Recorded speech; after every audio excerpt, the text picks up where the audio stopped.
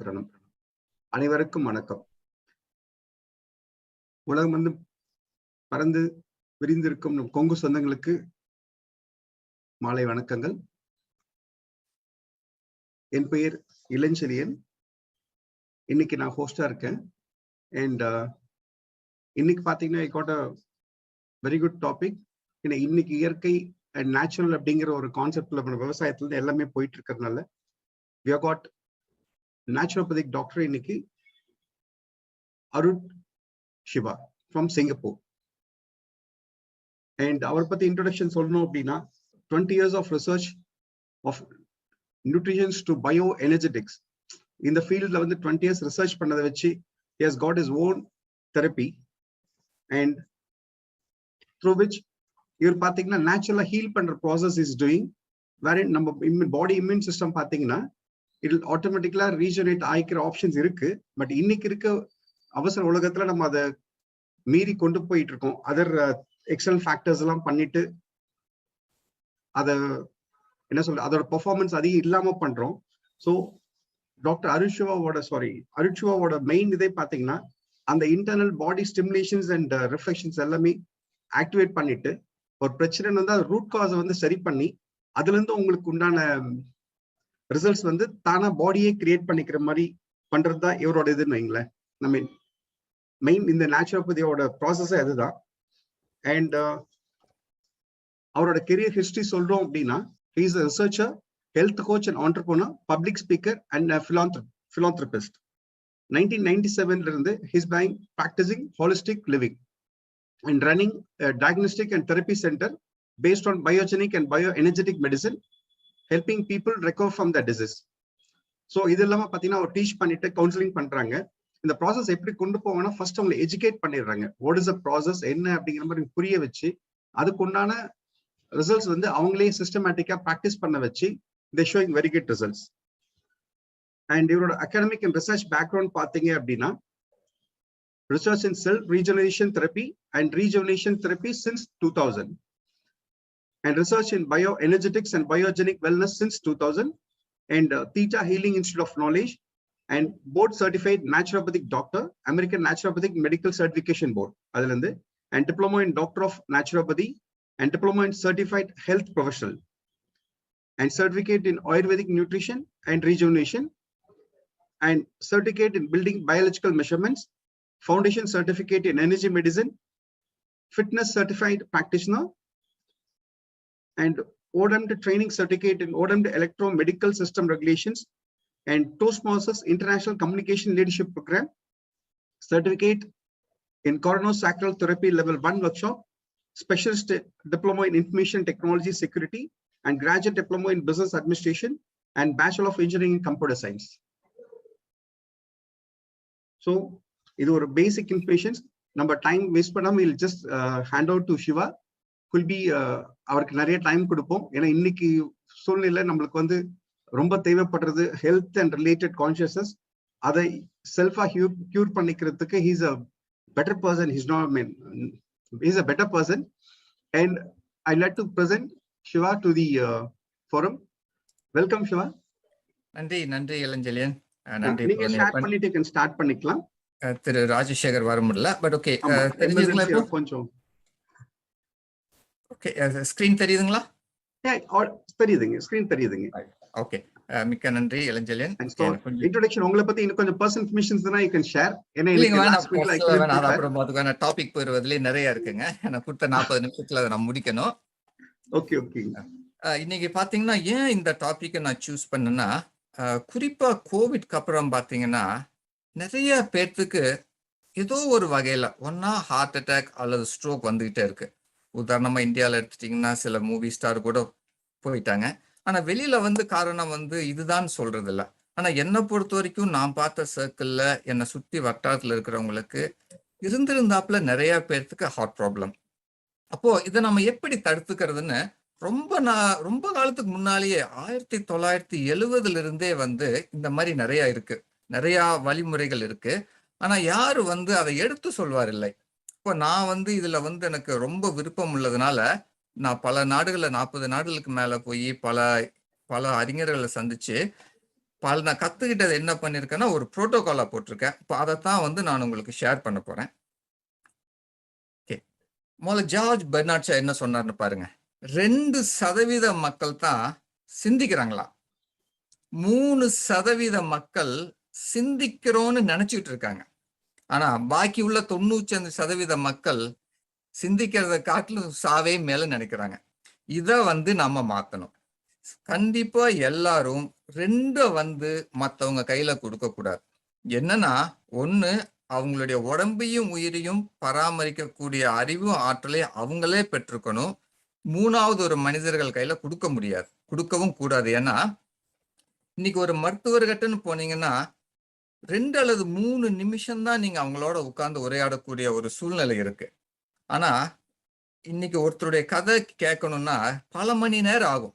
அதுக்கு ரேதர் என்ன பண்ணலாம்னா, அவங்களே தன்னுடைய உடம்பையும் உயிரையும் எப்படி பராமரிக்கிறதுன்னு தெரிஞ்சுக்கிட்டு அவங்களே அவங்கள தற்காத்து கொள்ளலாம். அதே மாதிரி இப்போ நீங்க வீட்டை விட்டு வெளியில வர்றீங்கன்னா, நீங்க தான் வீட்டை பூட்டிட்டு வர்றீங்க. நீங்க வந்ததுக்கு அப்புறம் யாரோ ஒரு காவல் அதிகாரியோ யாரோ போய் உங்க வீட்டை பூட்டுவாங்கன்னு நீங்க எதிர்பார்க்கறது இல்ல.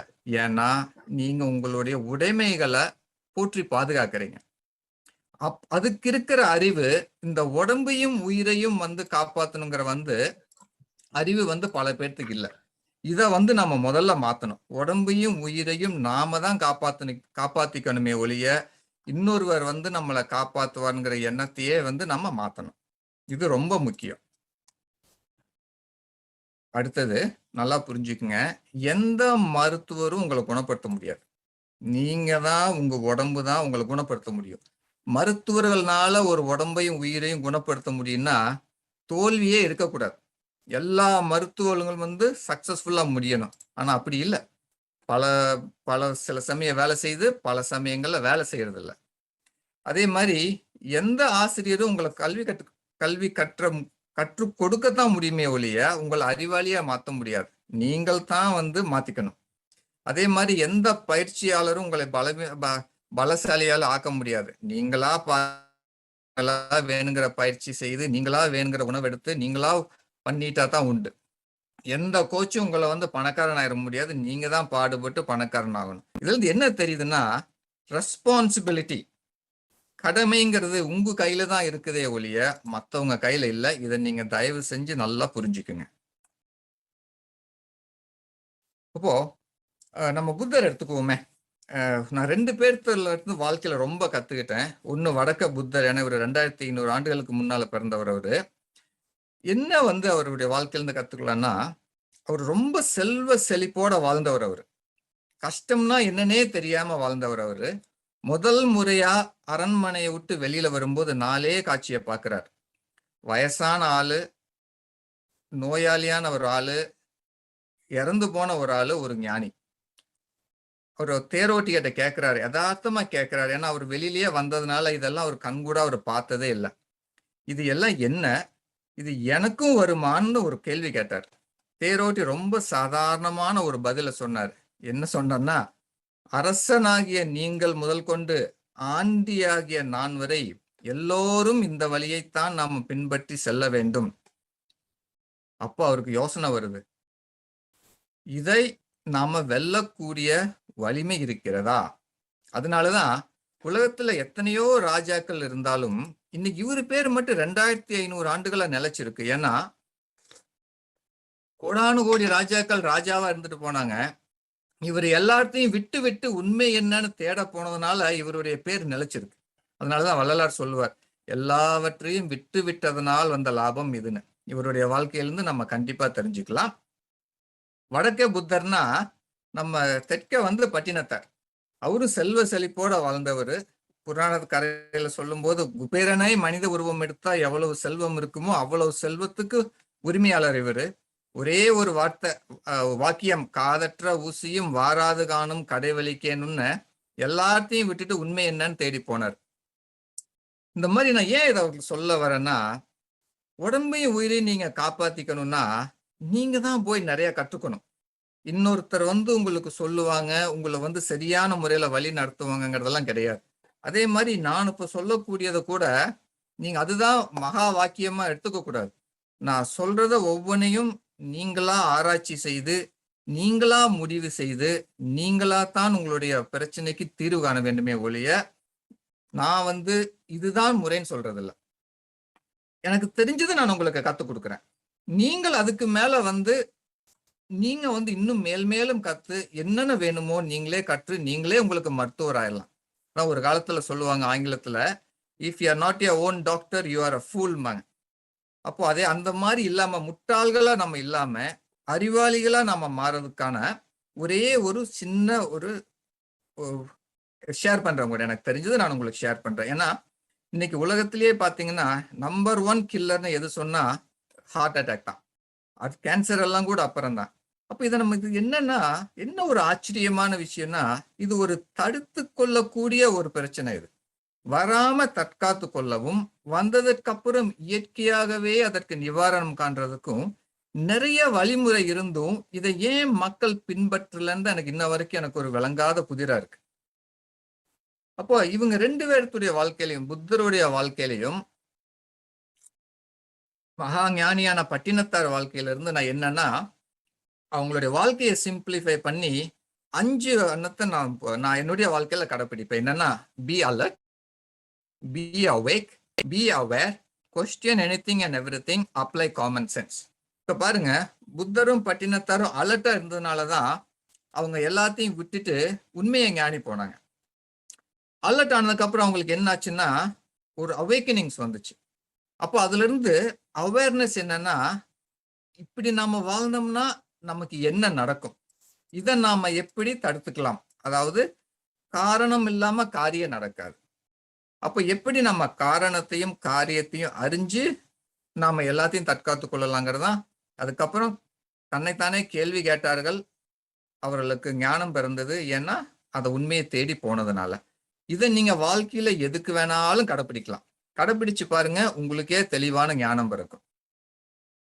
இப்ப பாருங்க, பூம்புகார் படம் நான் பிறக்காததுக்கு முன்னால வந்த படம். தெளிவான ஒரு பாட்டு இருக்கும், எல்லாருக்கும் தெரியும், தெரிஞ்ச பாட்டு தான். வருமுன் காப்பவன் தான் அறிவாளி, வந்த பின்னே தவிப்பவன் தான் ஏமாளின்னு. இன்னைக்கு எடுத்துக்கிட்டா 99% மக்கள் ஏமாளிகளாக இருக்கிறார்கள். அதை நம்ம கண்டிப்பாக மாத்தணும். அதுக்கு இது ஒரு நல்ல எனக்கு ஒரு வாய்ப்பு அளித்ததுக்கு மிக்க நன்றி. அப்போ சர்க்குலேட்டரி சிஸ்டம் இப்ப எல்லாருக்கும் என்ன எனக்கு தெரிஞ்ச வரைக்கும்னா எல்லாரும் சர்க்குலேட்டரி சிஸ்டம்னா ஹார்ட்டை மட்டும்தான் பாக்குறாங்க. ஆக்சுவலி சர்க்குலேட்டரி சிஸ்டம்னா ஹார்ட் மட்டும் இல்லைங்க, ஹார்ட்டும் அது ஒரு பம்பு, அதுல இருந்து விரிங்கிற ரத்த நாளங்களும் எல்லாத்தையுமே நம்ம கணக்குல எடுக்கணும். ஹார்ட் இங்க பம்ப் பண்ணுச்சுன்னா 1,00,000 கிலோமீட்டருக்கு அந்த ரத்தமானது செல்ல வேண்டும். அப்போ என்ன நல்லா இருக்கணும்னா இருதயமும் பலமா இருக்கணும், ரத்த நாளங்களும் அடைப்பில்லாமல் எந்த ஒரு குறுக்கமும் இல்லாமல் நல்ல ரத்தம் செல்லக்கூடிய அளவுக்கு பாதைகள் நல்லா இருக்கணும். இப்போ இதுல பாத்தீங்கன்னா ரொம்ப முக்கியமான ஹார்ட் லங்ஸ் ரெண்டுமே ரொம்ப கனெக்டட். ஹார்ட்ல இருந்து ஆக்சிஜன் வேணும்னா அந்த ரத்தம் லங்ஸுக்கு போகும், நுரையீரல்ல இருந்து ஆக்சிஜன் எடுத்துட்டு திரும்ப இருதயத்துக்கு அது திரும்ப எல்லா செல்லுக்கும் போகும். அப்போ ஒரு நிமிஷத்துல 5 லிட்டர் பிளட் நம்ம உடம்பு ஏகமா போகுது. இப்ப பாருங்க, புற்றுநோய் இருந்தா கூட உங்களை உடனே கொள்ளாது, பல வருஷங்கள் இருக்கலாம், பல மாதங்கள் கூட இருக்கு நம்ம ட்ரீட்மெண்ட் எடுத்துக்க. ஆனா இந்த ஹார்ட் மட்டும் என்னங்கன்னா சில 3 நிமிஷம் தான் அதிகபட்சமா. 3 நிமிஷத்தை தாண்டிட்டா ஒருத்தர் உயிர் பிழைப்பாங்கிறது உத்தரவாதம் கிடையாது. அதனால என்னை பொறுத்த வரைக்கும் உடம்புல மிக மிக முக்கியமான ஒரு சிஸ்டம்னா நம்ம ஹார்ட்டும் சர்க்குலேட்டரி சிஸ்டம் தான். ஏன்னா இதுல இருந்து தான் நமக்கு நியூட்ரிஷன் எல்லா செல்லுக்கும் போகுது, ஒவ்வொரு செல்லுல இருக்கிற கழிவும் இது மூலமா தான் வெளியாகுது. இது நல்லா இருந்துச்சுனாலே உங்களுக்கு உடம்பு பல நோயிலிருந்து தப்பிக்கலாம். நான் உங்களுக்கு பின்னால ஸ்லைட்ல காட்டுறேன். நான் இப்ப பாத்தீங்கன்னா 2 விதமான ரத்தம் இருக்கு. இந்த லெஃப்ட்ல உள்ளது பாத்தீங்கன்னா ஆர்டீரியல் ஹை ஆக்சிஜன் பிளட், அதாவது ஆர்டரியில போகக்கூடிய ரத்தம் இப்படி சிகப்பா இருக்கணும். அதே மாதிரி வீனஸ், அதாவது நம்ம செல்லுல இருந்து மெட்டபாலிக் வேஸ்ட் திரும்ப வர்றது வீனஸ் ஃப்ளோல வரும், அது பாத்தீங்கன்னா டார்க்கா இருக்கும். இப்ப எந்த அளவுக்கு உங்க ரத்தம் சிகப்பா இருக்கோ அந்த அளவுக்கு உங்க உடம்புல நியூட்ரிஷன் ஆக்சிஜன் எல்லாம் நல்லா இருக்குன்னு அர்த்தம். நான் சில பேர்த்துக்கு பார்த்திருக்கேன், ரத்தம் அப்படி நல்லா இருக்காது, அதுல இருந்தே தெரியுது அவங்களுக்கு பின்னால நோய் வரப்போகுதுன்னு. இப்ப பாருங்க, உடம்பு நம்ம மேல ரொம்ப அக்கறை இருக்கு. உடனே எதையுமே கொள்ளாது. நமக்கு பல நாள், பல மாசம், பல வருஷங்கள் நமக்காக அது காத்துட்டு இருக்கு. நாம நம்மள மாத்திய உடம்பையும் உயிரையும் கவனிப்போமான்னு. ஆனா நம்மளுடைய எண்ணம் செயல் எல்லாம் புற உலகத்தை நாடியே போயிட்டு இருக்கிறதுனால உடம்பையும் உயிரையும் கவனிக்கிறதுக்கு கூட நமக்கு நேரம் இல்லை. அதனாலதான் தபால்னு மாரடைப்புல இறந்து போயிடுறாங்க.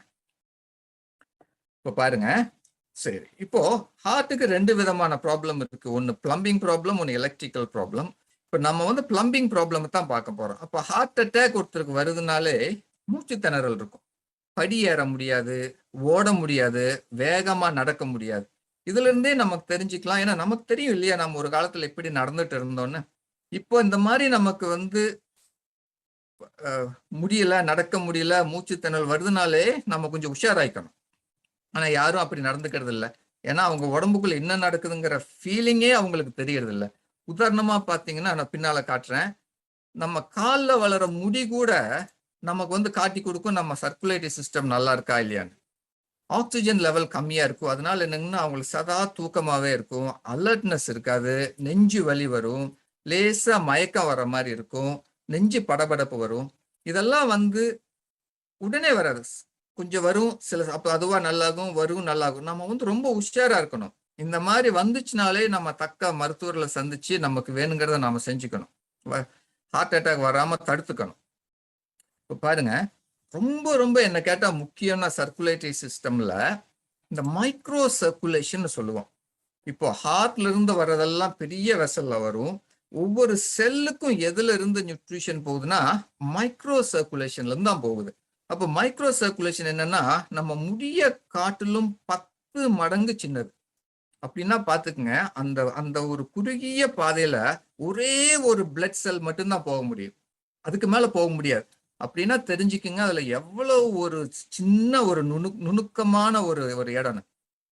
அதனாலதான் உங்களுக்கு வந்து மைக்ரோ சர்க்குலேஷன் எந்த அளவுக்கு நல்லா வேலை செய்யுதோ அளவுக்கு நீங்க உடம்புல ஹெல்த்தியா இருப்பீங்க. இப்ப பாருங்க, நான் முன்னால சொன்ன மாதிரி ரெண்டு பிரச்சனை வரும் ஹார்ட்டுக்கு. ஒன்னு கார்டியாக் அரெஸ்ட். கார்டியாக் அரெஸ்ட்னா அது எலக்ட்ரிக்கல் ப்ராப்ளம், காப்பாத்துறது ரொம்ப கஷ்டங்க. ஏன்னா அது வந்துட்டா அவ்வளவுதான், டக்குன்னு விழுந்துருவாங்க, நம்ம ஒன்றும் பண்ண முடியாது. நான் குறிப்பா சொல்ல விரும்புறது ஹார்ட் அட்டாக். அது வந்து என்னன்னா பிளம்பிங் ப்ராப்ளம், அடைப்பு இருக்கிறது. இப்போ குழாயில வந்து நம்ம வீட்டு குழாயில கொஞ்ச நாள் தண்ணி போயிட்டே இருந்துச்சுன்னா அதுக்கப்புறம் பாத்தீங்கன்னா உள்ள ஒரு அடைப்பு வரும். அதே மாதிரி நம்ம ரத்த நாளங்களையும் நாளாக நாளாக வயசாக வயசாக அடைப்பு வரும். எதனாலன்னா நம்மளுடைய உணவு பழக்க வழக்கமும் வாழ்க்கை முறையினாலதான். அதனாலதான் இதை வந்து தற்காத்து கொள்ளக்கூடிய ஒரு நோயை ஒழிய இது ஒன்றும் ஒரு டெத் சென்டென்ஸ், மரணம் கொடுக்கக்கூடிய ஒரு இது கிடையாது. இப்ப பாருங்க, உலகத்துல ஒவ்வொரு வருஷமும் 18.8 மில்லியன் மக்கள் சாகுறாங்க. அதாவது உலக சாவுலேயே 33% மார்பாக இது ஹார்ட் அட்டாக்னாலதான் சாகுறாங்க. இப்ப எதனாலனா ஹை பிளட் பிரஷர், உயர் ரத்த அழுத்தம், ஹை கொலஸ்ட்ரால். நான் இந்த கொலஸ்ட்ராலை கூட நான் அவ்வளவா எடுத்துக்கிறது இல்லை, ஏன்னா அந்த தியரியே வந்து தப்புங்கிறதுக்கு இப்ப நிறைய புக் வந்துருச்சு.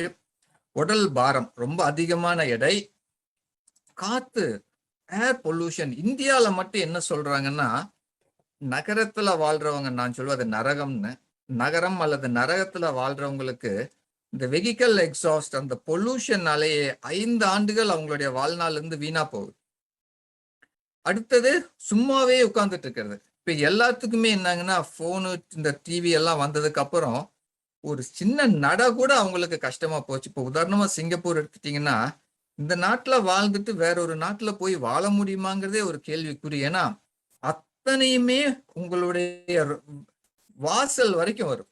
இப்ப டாக்ஸி டிரைவர் கூட முன்னால வரைக்கும் தான் வந்து இறக்கி விடுவாரே ஒழிய பக்கத்துல இறக்கி விட்டு நடந்து போங்கன்னு சொல்லவே மாட்டாங்க. அப்படி ஒரு வசதி.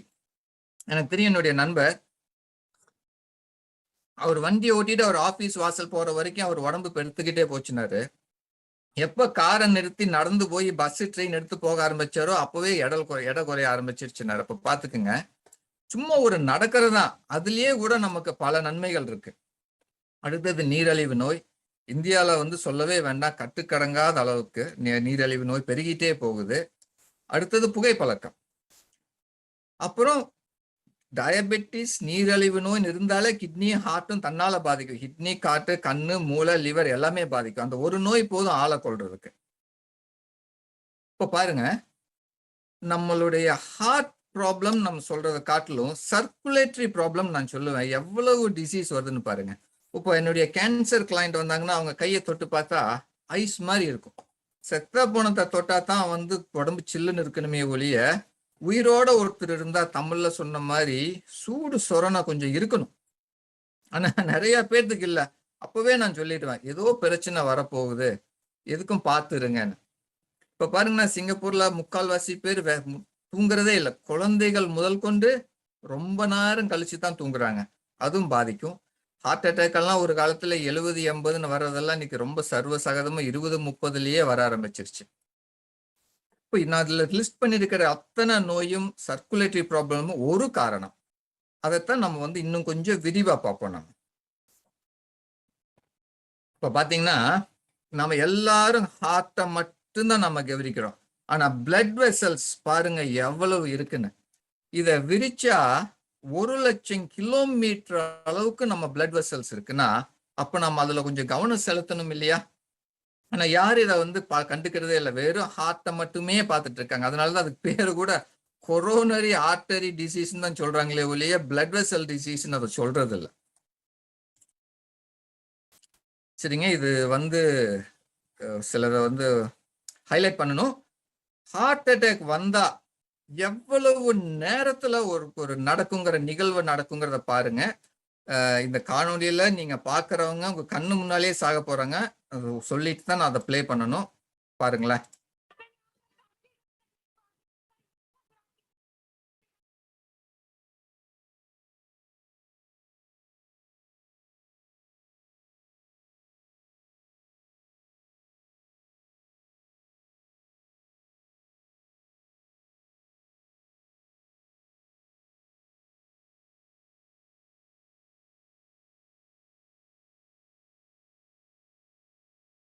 எவ்வளவு நேரங்க இப்படிதாங்க நடக்கும். இவ்வளவு வேகமா வந்து நம்ம மரணம் வந்துடும். காப்பாற்ற முடியும்னு நினைக்கிறீங்களா? முடியாதுங்க. முடிஞ்சிச்சு கதை. அடுத்தது இன்னொன்னு பாருங்க.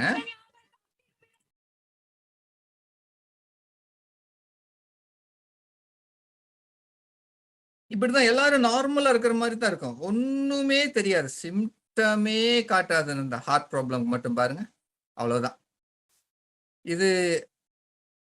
இதெல்லாம் இப்போ வந்து நமக்கு வீடியோ கேமரா இருக்கிறதுனால பதிவு பண்ண முடியுது.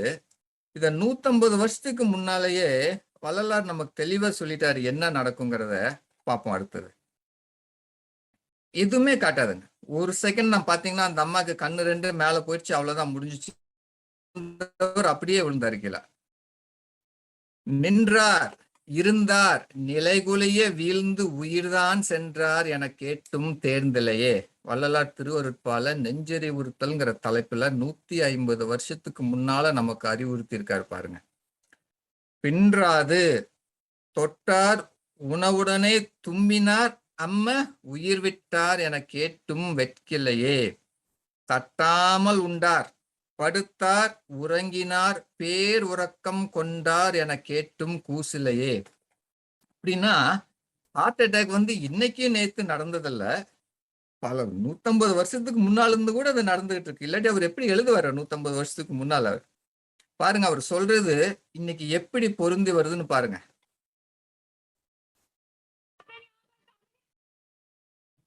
இப்ப என்னன்னா, எதுக்கு எடுத்தாலும் மருந்த உள்ள போட்டா ரெடி பண்ணிடலாம்னு நினைச்சிட்டு இருக்காங்க. முதல்ல டாக்டர் ராபர்ட் எஸ் மெண்டல்சன் சொன்னது கேளுங்க. Before you take the first dose of any medication your doctor prescribes, you should make it your business to find out more about the drug than the doctor himself knows. ஒரு 2 மணி நேரத்துக்கு முன்னால நான் இங்க சாப்பிட போயிருந்தேன். அப்போ என்னுடைய பிளாக்ல இருக்கிறவர் ஒருத்தர் வந்திருந்தாரு. கேட்டார், என்னப்பா ஆச்சு, ஒரு மாதிரியா இருக்கேன்னு கேட்டேன். அவர் சொன்னாரு, நான் ஒரு டாக்டர்கிட்ட போயிருந்தேன், அவர் ஒரு மருந்து கொடுத்தாரு, அதை நான் சாப்பிட்ட உடனேயே எனக்கு வந்து கிட்னியில வந்து எனக்கு ப்ராப்ளம் வந்துருச்சு, மீன் இருந்த ப்ராப்ளம் மிக பெருமையாயிடுச்சு. நான் இப்ப டயாலிசிஸ்ல இருக்கேன். உலகத்துல நரகம்னு என்ன கேட்டா டயாலிசிஸ் தான் சொல்லுவேன். ஏன்னா அந்த புற்றுநோய் கேன்சர் இருந்தா கூட சில காலம் சில மாதம் இருப்பாங்க, அதுக்கப்புறம் போயிடுவாங்க. ஆனா அந்த டயாலிசிஸ் மட்டும் கடைசி மூச்சு வரைக்கும் ஒரு நாள் போய் 4.5 மணி நேரம் அந்த இயந்திரத்துல உட்கார்ந்து எந்திரிச்சு வரணும். அப்படி வரவங்களுடைய வாழ்க்கை பாத்தீங்கன்னா நரகம் மாதிரி இருக்கும். எனர்ஜியே இருக்காது. ஒரு நாள் விட்டு ஒரு நாள் போகணும். துன்பம் அது. அதே மாதிரி என்கிட்ட ஒரு 82 வயசுல ஒரு தாத்தா வந்தாரு. 10 வருஷத்துக்கு முன்னால அவருக்கு வந்து ஸ்ட்ரோக் வந்துச்சு, பக்கவாதம் வந்துச்சு. நிறைய மருந்து கொடுத்தவங்க அந்த 10 வருஷமா மருத்துவர்கள் அதை வந்து ரிமூவ் பண்ணவே இல்லை, எடுக்கவே இல்லை. நோய் நல்லானதுக்கு அப்புறமும் இவரும் அதை தொடர்ந்து எடுத்து 82வது வயசுல அவருக்கு கிட்னி 2ம் போச்சு. அப்ப மருத்துவர்கள் சொல்றாங்க, அப்பதான் குறைக்கிறாங்க எல்லாத்தையுமே. 12-13 ட்ரக்ல இருந்து 3-4 கொண்டு வந்துட்டாங்க. அப்ப அவர் சொல்றாங்க, மன்னிக்கணும், நாங்க கொடுத்த மருந்துனால உங்க கிட்னி வந்து ஃபெயில் ஆயிடுச்சு, இப்போ உங்களை டயாலிசிஸ்க்கு அனுப்பணும். இதுல என்ன கஷ்டம்னா, டயாலிசிஸ் பண்ணும்போது நீங்க அதிகபட்சமா 1 வருஷத்துக்குள்ளேயே பண்ணவே மாரடைப்புல நீங்க இறந்து போவீங்கன்னு ஒரு 82 வயசு தாத்தா கிட்ட சொன்னா எப்படி இருக்கும்? இதான். ஏன்னா அவங்க யாரும் இந்த ஒரு இதை வந்து கடைப்பிடிக்கல. இப்ப என்கிட்ட ஒரு கிளைண்ட் வராங்கன்னா நான் ஃபர்ஸ்ட் ட்ரக் லிஸ்ட பூரா எடுத்து அந்த ட்ரக்குனால எவ்வளவு பக்க விளைவு வருதுன்னு தான் நான் ஃபர்ஸ்ட் எடுத்து சொல்லுவேன். அப்புறம் கேட்பேன், உங்களுக்கு இதுல விருப்பம்னா நீங்க கண்டினியூ பண்ணுங்க, இல்ல இதை வந்து மாத்தணும்னா நான் சொல்றத வாழ்க்கையில கடைப்பிடிங்க. இப்ப பாருங்க, எடுத்த உடனே ஹார்ட் ப்ராப்ளம்னா உலகம் பூராவும் இதைத்தான் கொடுப்பாங்க. ஸ்டெட்டைன் ட்ரக்கை கொடுத்துருவாங்க, பிளட் தின்னரை கொடுத்துருவாங்க, பீட்டா பிளாக்கரை கொடுத்துருவாங்க. அவ்வளவுதான், வாழ்க்கை பூரா நீ இதுலயே இருக்கணும்னு சொல்லுவாங்க. உண்மை அதுவா? கிடையாது. நாம தாராளமா நம்ம முயற்சி செஞ்சோம்னா நாம மாத்தலாம். இப்ப பாருங்க, என் மெத்தட் இதுதான். Until doctors acknowledge the presence of an inborn intelligence that runs the body and better understand its ways, they will continue to work against its efforts to restore and maintain health. அதாவது நான் முதல்ல என்ன நான் படிச்சேன்னாங்க, இயற்கைக்கும் நமக்கு என்ன தொடர்பு, ஒரு உடம்பு நல்லா இயங்கிறதுக்கு நம்ம என்ன பண்ணணும், இதைத்தான் நான் முதல்ல படிச்சேன். இதை படிச்சுட்டு தான் சரி இதுக்கான வழிமுறைகள் என்ன இருக்குன்னு தேடி தான் ஏறக்குறைய 22-23 வருஷத்துக்கு அப்புறம் நான் என்னுடைய சென்டர் மெடிதெரப்பி இங்க ஓபன் பண்ணேன். நான் என் வேலை இந்த மருத்துவர் சொன்னதை மட்டும்தான் உடம்புல செய்யறதுக்கு, அதாவது உடம்புக்கு என்ன வேணுமோ அதை கொடுத்து உடம்பாவே தன்னைத்தானே சரி செய்யக்கூடிய வேலையை மட்டும்தான் நான் பண்றேன். அதனாலதான் நான் எல்லாத்தையும் சொல்லுவேன், நான் ஒன்றும் ஹீலர் இல்லைங்க, நான் ஒன்றும் உங்களை குணப்படுத்தலை, நீங்க தான் உங்களை குணப்படுத்திக்கிறீங்க. நான் வந்து உங்களுக்கு வழிமுறை காட்டுறேன். வள்ளலார் சொன்ன மாதிரி துறை இது, வழி இது, நீ செய்யும் முறை இது, எனவே மொழிந்த மெய்சிவமே பாரு. அந்த மாதிரி நான் மக்களுக்கு எடுத்து சொல்றேன். நான் அதுக்கப்புறம் அவங்க விருப்பம்தான். இப்ப பாருங்க, இத நல்லா நீங்க வந்து புரிஞ்சுக்கணும். இத நீங்க புரிஞ்சுக்கிட்டீங்கனாலே உங்களுக்கு பாதி வெற்றின்னு சொல்லலாம். இப்ப முதல் படம் ஏன் இருக்கிறதுல என்னதான், அதுதான் வந்து இயற்கையா இருக்கிற ரத்த நாளம். இது வழியில ரத்தம் நல்லா போகும், நல்லா வரும். போக போக போக நம்மளுடைய உணவு பழக்க வழக்கங்களால அளவுக்கு அதிகமா புகைப்பழக்கம், அளவுக்கு அதிகமான இனிப்பு, தகாத உணவுகளை வந்து திங்கிறது. நல்லா தெரிஞ்சுக்குங்க, தமிழ்ல மட்டும்தான் நம்ம ரொம்ப தெளிவா சொல்ல முடியும். ஆங்கிலத்துல ஈட்டுன்றுவான், சாப்பிடுன்றுவான். தமிழ்ல ஒண்ணுதான் சாப்பிடுறதுன்னு ஒண்ணு இருக்கு, திங்கிறதுன்னு ஒண்ணு இருக்கு. இது ரெண்டுக்கான விளக்கம் வந்து உங்களுக்கு கண்டிப்பா நீங்க தெரிஞ்சுக்கணும். சாப்பிடுறதுன்னா பசி எடுத்ததுக்கு அப்புறம் நம்ம உடம்புக்கும் உயிருக்கும் உகந்த உணவை அறுசுவையோட பாதி வயிறு மென்னு சுவைத்து சாப்பிட்றதுக்கு பேரு தான் சாப்பிட்றதுன்னு பேர். திங்கிறதுனா பன்னி இருக்கு பாருங்க, இந்த பன்னிக்கு எதை போட்டீங்கனாலும் திங்கும், அதனாலதான் அது திங்கிறதுன்னு பேரு. எப்ப இந்த மனிதர்கள் அறுசுவையா சுவைச்சு சாப்பிட்றத விட்டுட்டு இந்த பன்னி மாதிரி திங்க ஆரம்பிச்சாங்க பாருங்க, அன்னைக்கே பிடிச்சது இவங்களுக்கு சனியன். நம்ம பிளானட்ஸையே பார்க்க வேண்டாம், ஜோசியுமே ஒருத்தன் கண்டபடி தின்னு வாழ்ந்தாலே கண்டிப்பா நோய் வரப்போகுதுன்னு தான் அர்த்தம். ஆனா இன்னைக்கு என்ன ஒரு துரதிருஷ்டம்னா, படித்த முட்டாள்கள் இந்த உலகத்துல ரொம்ப பெருகிட்டாங்க. 12 வருஷம் 20 வருஷம் 24 வருஷம் படிக்கிறாங்களே ஒழிய அறிவானது துளங்க மாட்டேங்குது. ஒருத்தருக்கு அறிவு துளங்கி இருந்தா கண்டிப்பா அவர்கள் உணவை சாப்பிடுவாங்களே ஒழிய தண்ணி மாதிரி திங்க மாட்டாங்க. இன்னைக்கு திங்கிறதுனாலதான் இன்னைக்கு ஹார்ட் ப்ராப்ளம் வர்றது. இன்னைக்கு என்ன கேட்டா திங்கிறதுனாலதான் வருது, சாப்பிட்றதுனால வர்றதுன்னு சொல்லவே மாட்டேன். இப்ப பாத்தீங்கன்னா எங்கிட்ட வர்றவங்களுக்கு மத்தியானம் அல்லது காலையில செஷன் வரவங்களுக்கு நானே வீட்டுல ஆளை வச்சு சமைச்சு அறுசுவையா சமைச்சு கொடுத்துருவேன். அதை சாப்பிட்டதுக்கு அப்புறம் அவங்க சொல்லுவாங்க, சைவ உணவு இப்படி ஒரு சுவையானதா இருந்தா நாங்க போய் செத்த பணத்தை திங்கணும்னு எங்களுக்கு அவசியமே இல்லைன்னு. இப்ப பாருங்க எப்படின்னு. இப்ப பாருங்க, அடுத்த நடுவுல பீங்கிறதுல பாத்தீங்கன்னா அடைப்பு ஏற்பட்டுச்சு. ஆனா சைட்ல ஒண்ணு பாத்தீங்கன்னா முதல்ல சேராம இருந்த ரத்த நாளங்கள் சேர ஆரம்பிச்சிருச்சு. இதுக்கு பேரு தான் என்னன்னா கொலாட்ரல் ஆர்டரிஸ்னு பேர். இது எல்லாத்துக்குமே இயற்கையிலேயே கடவுளா நமக்கு கொடுத்துருக்காரு.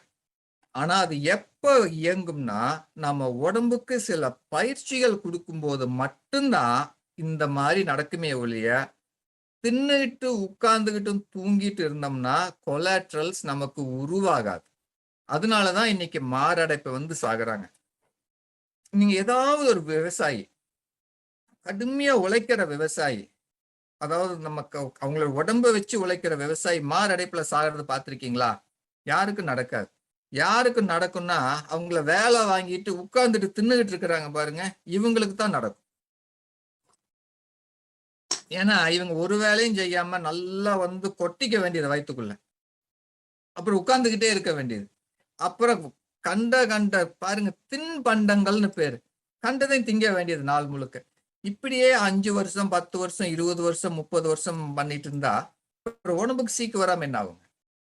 அப்புறம் பாருங்க, அந்த அடைப்பு வர வர வர நெருங்க நெருங்க கொலாட்ரல்ஸ் நிறைய உற்பத்தி ஆயிடுச்சு.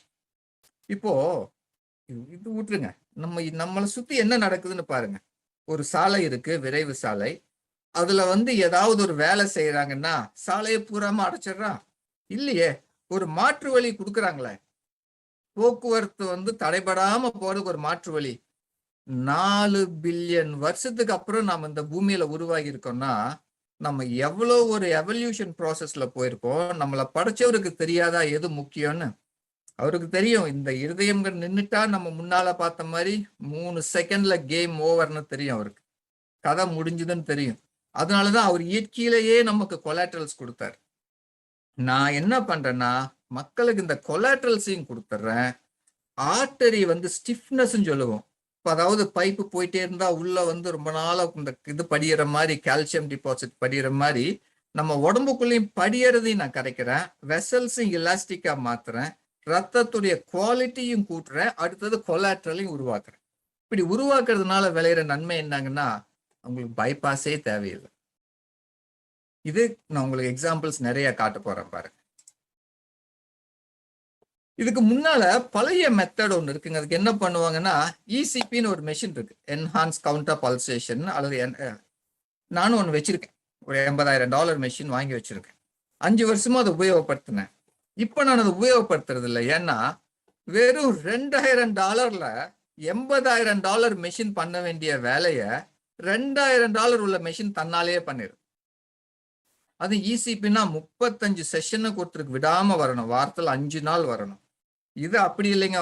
ஒரு மெஷின் வாங்கினாங்கன்னா குடும்பமே உபயோகப்படுத்தலாம்.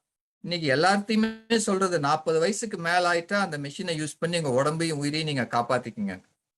இது பழைய டெக்னாலஜி. இதுவும் பல பேர்த்துக்கு பைபாஸுக்கே போகாம ரெடி பண்ணிடுது. ஏன்னா அந்த கொலாட்ரல் ஆர்டரி நான் முன்னோர் உங்களுக்கு விரிவா சொன்ன மாதிரி அதை உருவாக்கிடுது இந்த மெஷின். ஏன்னா நீங்க படுத்துக்கிட்டு தான் இருக்கீங்க. ஆனா படுத்துக்கிட்டு இருக்கும்போது இந்த மெஷின் என்ன பண்ணுதுன்னா உங்க ஹார்ட்டோடைய ரெஸ்டிங் ஃபேஸ்ல இதுல பாத்தீங்கன்னா உடம்புல 3 பக்கம் காஃப் மசில்ல இருந்து தொடையில இருந்து ரத்தத்தை கொஞ்சம் ஸ்குவீஸ் பண்ணி ரத்தத்தை ஹார்ட்டுக்கு அனுப்புது சுலபமா. அப்ப ஹார்ட் பம்ப் பண்ணும்போது ரொம்ப ஈஸியா வேலை நடந்தது. இது பழைய டெக்னாலஜி, 50 வருஷமா இருக்குன்னு வைங்களேன். நான் சொல்றது இப்போ நானா கண்டுபிடிச்சு நானா உருவாக்குனது, நல்லா வேலை செய்யுது. இது அதனாலதான் நான் என்னுடைய $80,000 மெஷினை கூட கொடுத்துட்றேன். ஏன்னா அதுக்கு தேவையே இல்லை. Knowledge makes a man unfit to be a slave. இப்போ இது வரைக்கும் பாத்தீங்கன்னா நம்ம ஹார்ட்டுக்குன்னு நம்ம எடுத்துட்டோம்னா உடனே ஸ்டென்டிங் தான், ஸ்டென்டிங் அல்லது பலூனிங் அல்லது பைபாஸ் தான். இப்போ உங்களுக்கு நான் கொடுக்கக்கூடிய அறிவானது உங்களை வேற மாதிரி உங்களை சிந்திக்க வைக்கும். இதைத்தாங்க நான் யூஸ் பண்றேன். அந்த இசிபின்னு யூஸ் பண்ணோம்னா அது மெயினா ஹார்ட்டுக்கு மட்டும்தான். நான் RIPCன்னு ஒன்று யூஸ் பண்றேன், ரிமோட் இஸ்கெமிக் ப்ரீ கண்டிஷனிங். அதை வச்சு நான் இருதயம், கிட்னி, குடல், கால், மூளை இவ்வளவையும் நான் ஒரே சமயத்துல நான் ரெடி பண்ணிடுறேன். இப்போ எங்கிட்ட ஹாங்காங்ல இருந்து ஒரு அம்மா வந்தாங்க, 82 வயசு. அவங்களுக்கு ஹார்ட் அட்டாக்கும் வந்துச்சு, டிமென்ஷியாவும் இருந்துச்சு. இன்னைக்கு அது ரெண்டுமே போயிடுச்சு. அவங்களுக்கு சில கோர்ட்ல சில விஷயம் இருந்துச்சு, அதை முன்னால அவங்கனால போய் அதை ஹேண்டில் பண்ண முடியாதுங்கிறத இப்ப அந்த அம்மா 83வது வயசுல அதை போய் ஹேண்டில் பண்ற அளவுக்கு அவங்களுக்கு மெமரி வந்துச்சு திரும்ப. அப்போ அதே மாதிரி நம்ம எல்லாரும் இப்ப ஹார்ட்ல பிரச்சனைன்னா ஒன்னே ஒண்ணுதான் பண்றோம். நமக்கு எல்லாம் தெரிஞ்சது ஓகே ஆஞ்சியோகிராம் தான். ஆஞ்சியோகிராம காட்டிலும் நம்ம கிட்ட பலது இருக்குங்க, நம்ம அதையும் பார்க்கலாம். நான் குறிப்பா கொரோனரி கால்சியம் ஸ்கோரை நான் பண்ண சொல்லுவேன். இந்த பல்ஸ் வே வெலாசிட்டி ஆங்கிள் பிராக்கியல் இண்டெக்ஸ் நானே என்னுடைய ஆஃபீஸ்ல ரெடி பண்ணிடுவேன். இதை வச்சு அவங்களுடைய ஆஞ்சியோகிராம் ரிப்போர்ட்டிங் கோரிலேட் பண்ணி பார்ப்பேன் நான். அடுத்தது நான் சொல்ற ப்ரொசீஜரை ஃபாலோ பண்ணதுக்கு அப்புறம் அவங்களுக்கு கார்டியாக் மேக்னெட்டிக் ரெசனன்ஸ் பெர்ஃபியூஷன் டெஸ்ட்னு ஒன்று அனுப்புவேன். அது என்னன்னா ஹார்ட்டுக்கு எந்த அளவுக்கு ரத்தம் போகுதுங்கிறது. அதுல உங்களுக்கு நல்லா இருந்துச்சுனாலே உங்க ரத்த நாளங்கள் எல்லாம் நல்லா இருக்கு. அப்படியே அடப்பு இருந்தா கூட உங்களுடைய பைபாஸ் நல்லா வேலை செய்யுதுங்கிறது அது காட்டி கொடுத்துரும் உங்களுக்கு. இப்ப நான் இதைத்தான் இதை என்னுடைய ஆபீஸ்ல எடுத்தது. இந்த அம்மாவுக்கு பாருங்க 66 வயசு தான், ஆனா ரத்த நாளங்களுடைய வயசு பாருங்க 91 வயசு மாதிரி இருக்கு. அப்புறம் ஹார்ட் அட்டாக் வராம என்னங்க வரும்? இந்த அம்மாக்கு எந்த நேரத்திலையும் ஹார்ட் அட்டாக் வரலாம் அல்லது ஸ்ட்ரோக் வரலாம். பிபி பாருங்க 212. இப்படியே தான் இருக்காங்களா அவங்க. எப்போ வெடிக்கும்னு யாருக்கும் தெரியாது, அது அவங்களுடைய தலைவிதியை பொறுத்து. இதை வச்சு இது நானே என்னுடைய கிளினிக்லயே பண்ணிடுவேன். இதை வச்சும் நான் சில மருத்துவ பரிசோதனை அனுப்பும். அதை வச்சுமே ஒருத்தருடைய இருதயம் எப்படி வேலை செய்யுதுன்னு என்னால கண்டுபிடிக்க முடியும். இதுதாங்க மயோகார்டியல் பெர்ஃபியூஷன் இமேஜின் பேரு. இதுல என்ன பண்ணுவாங்கன்னா ஒரு ரேடியோ ஆக்டிவ் மெட்டீரியல் உங்க பிளட்ல செலுத்திடுவாங்க. அது ஏறக்குறைய 3 to 6 மணி நேரம் ஆகும் இந்த ஸ்ட்ரெஸ் முடிய. அப்போ உங்க ஹார்ட்ல அந்த பிளட்ல போகும்போது அதை வச்சு அவங்க பரிசோதனை பண்ணி எப்படி பிளட் ஃப்ளோ ஆகுதுன்னு சொல்லுவாங்க. இது யாருக்குமே தெரியறது இல்லை. நான் என்னுடைய வாடிக்கையாளர்கள் என்னுடைய ப்ரொசீஜர் முடிச்சதுக்கு அப்புறம் இதுக்கு தான் நான் அனுப்புவேன். நான் பாத்தீங்கன்னா இப்படி வரும் அந்த ரிப்போர்ட். அது இதுல இருந்தே நமக்கு தெரியும் எந்த அளவுக்கு பிளட் ஃப்ளோ இருக்குன்னு. நல்ல பிளட் ஃப்ளோ இருந்துச்சுனாலே நம்ம ஹார்ட் அட்டாக்கை பத்தி பயப்பட வேண்டிய அவசியமே இல்லை. இதே மாதிரிங்க இவர் டாக்டர் கேட்வெல் எஸ்எல்ஸ்டீன் நாங்கள் சிங்கப்பூர் வெஜிடேரியன் சொசைட்டி ஒரு டாக் வச்சிருந்தோம் ஒரு 15 வருஷத்துக்கு முன்னால. இவர் என்னன்னா இவர் ஒரு கார்டியோவாஸ்குலர் சர்ஜன். இவர் 99% மக்கள் பிளாக் இருந்துச்சுன்னா இவர் சர்ஜரியே பண்ண மாட்டார். அவங்களுடைய டயட் லைஃப் ஸ்டைலை மாத்தியே இன்ன வரைக்கும் பல பேர்த்த ஒரு உயிரோட வச்சிருக்கார். அதான் அவர் சொல்றாரு பாருங்க, தாவர உணவு சாப்பிட்றத எக்ஸ்ட்ரீம்னு சொல்றாங்க. அது எனக்கு எக்ஸ்ட்ரீம் அல்ல. நெஞ்ச பொழந்து கால்ல இருந்து வெயினை எடுத்து உடம்புல செலுத்துறாங்களே அதுதான் extreme. Some people think plant based diet, whole food diets is extreme. 500,000 people a year will have their chest open up and a vein taken from their leg and sewn into the coronary artery. Some people would call that extreme. உண்மையில எதுங்க extreme? டயட்டை மாத்துறதா extreme? இல்ல, நெஞ்ச பொழந்து போய் கால்ல இருந்து வெட்டி எடுத்து வைக்கிறது எவ்வளவு கொடுமை. அதைத்தான் இன்னைக்கு மக்கள் விரும்பிட்டு இருக்காங்க.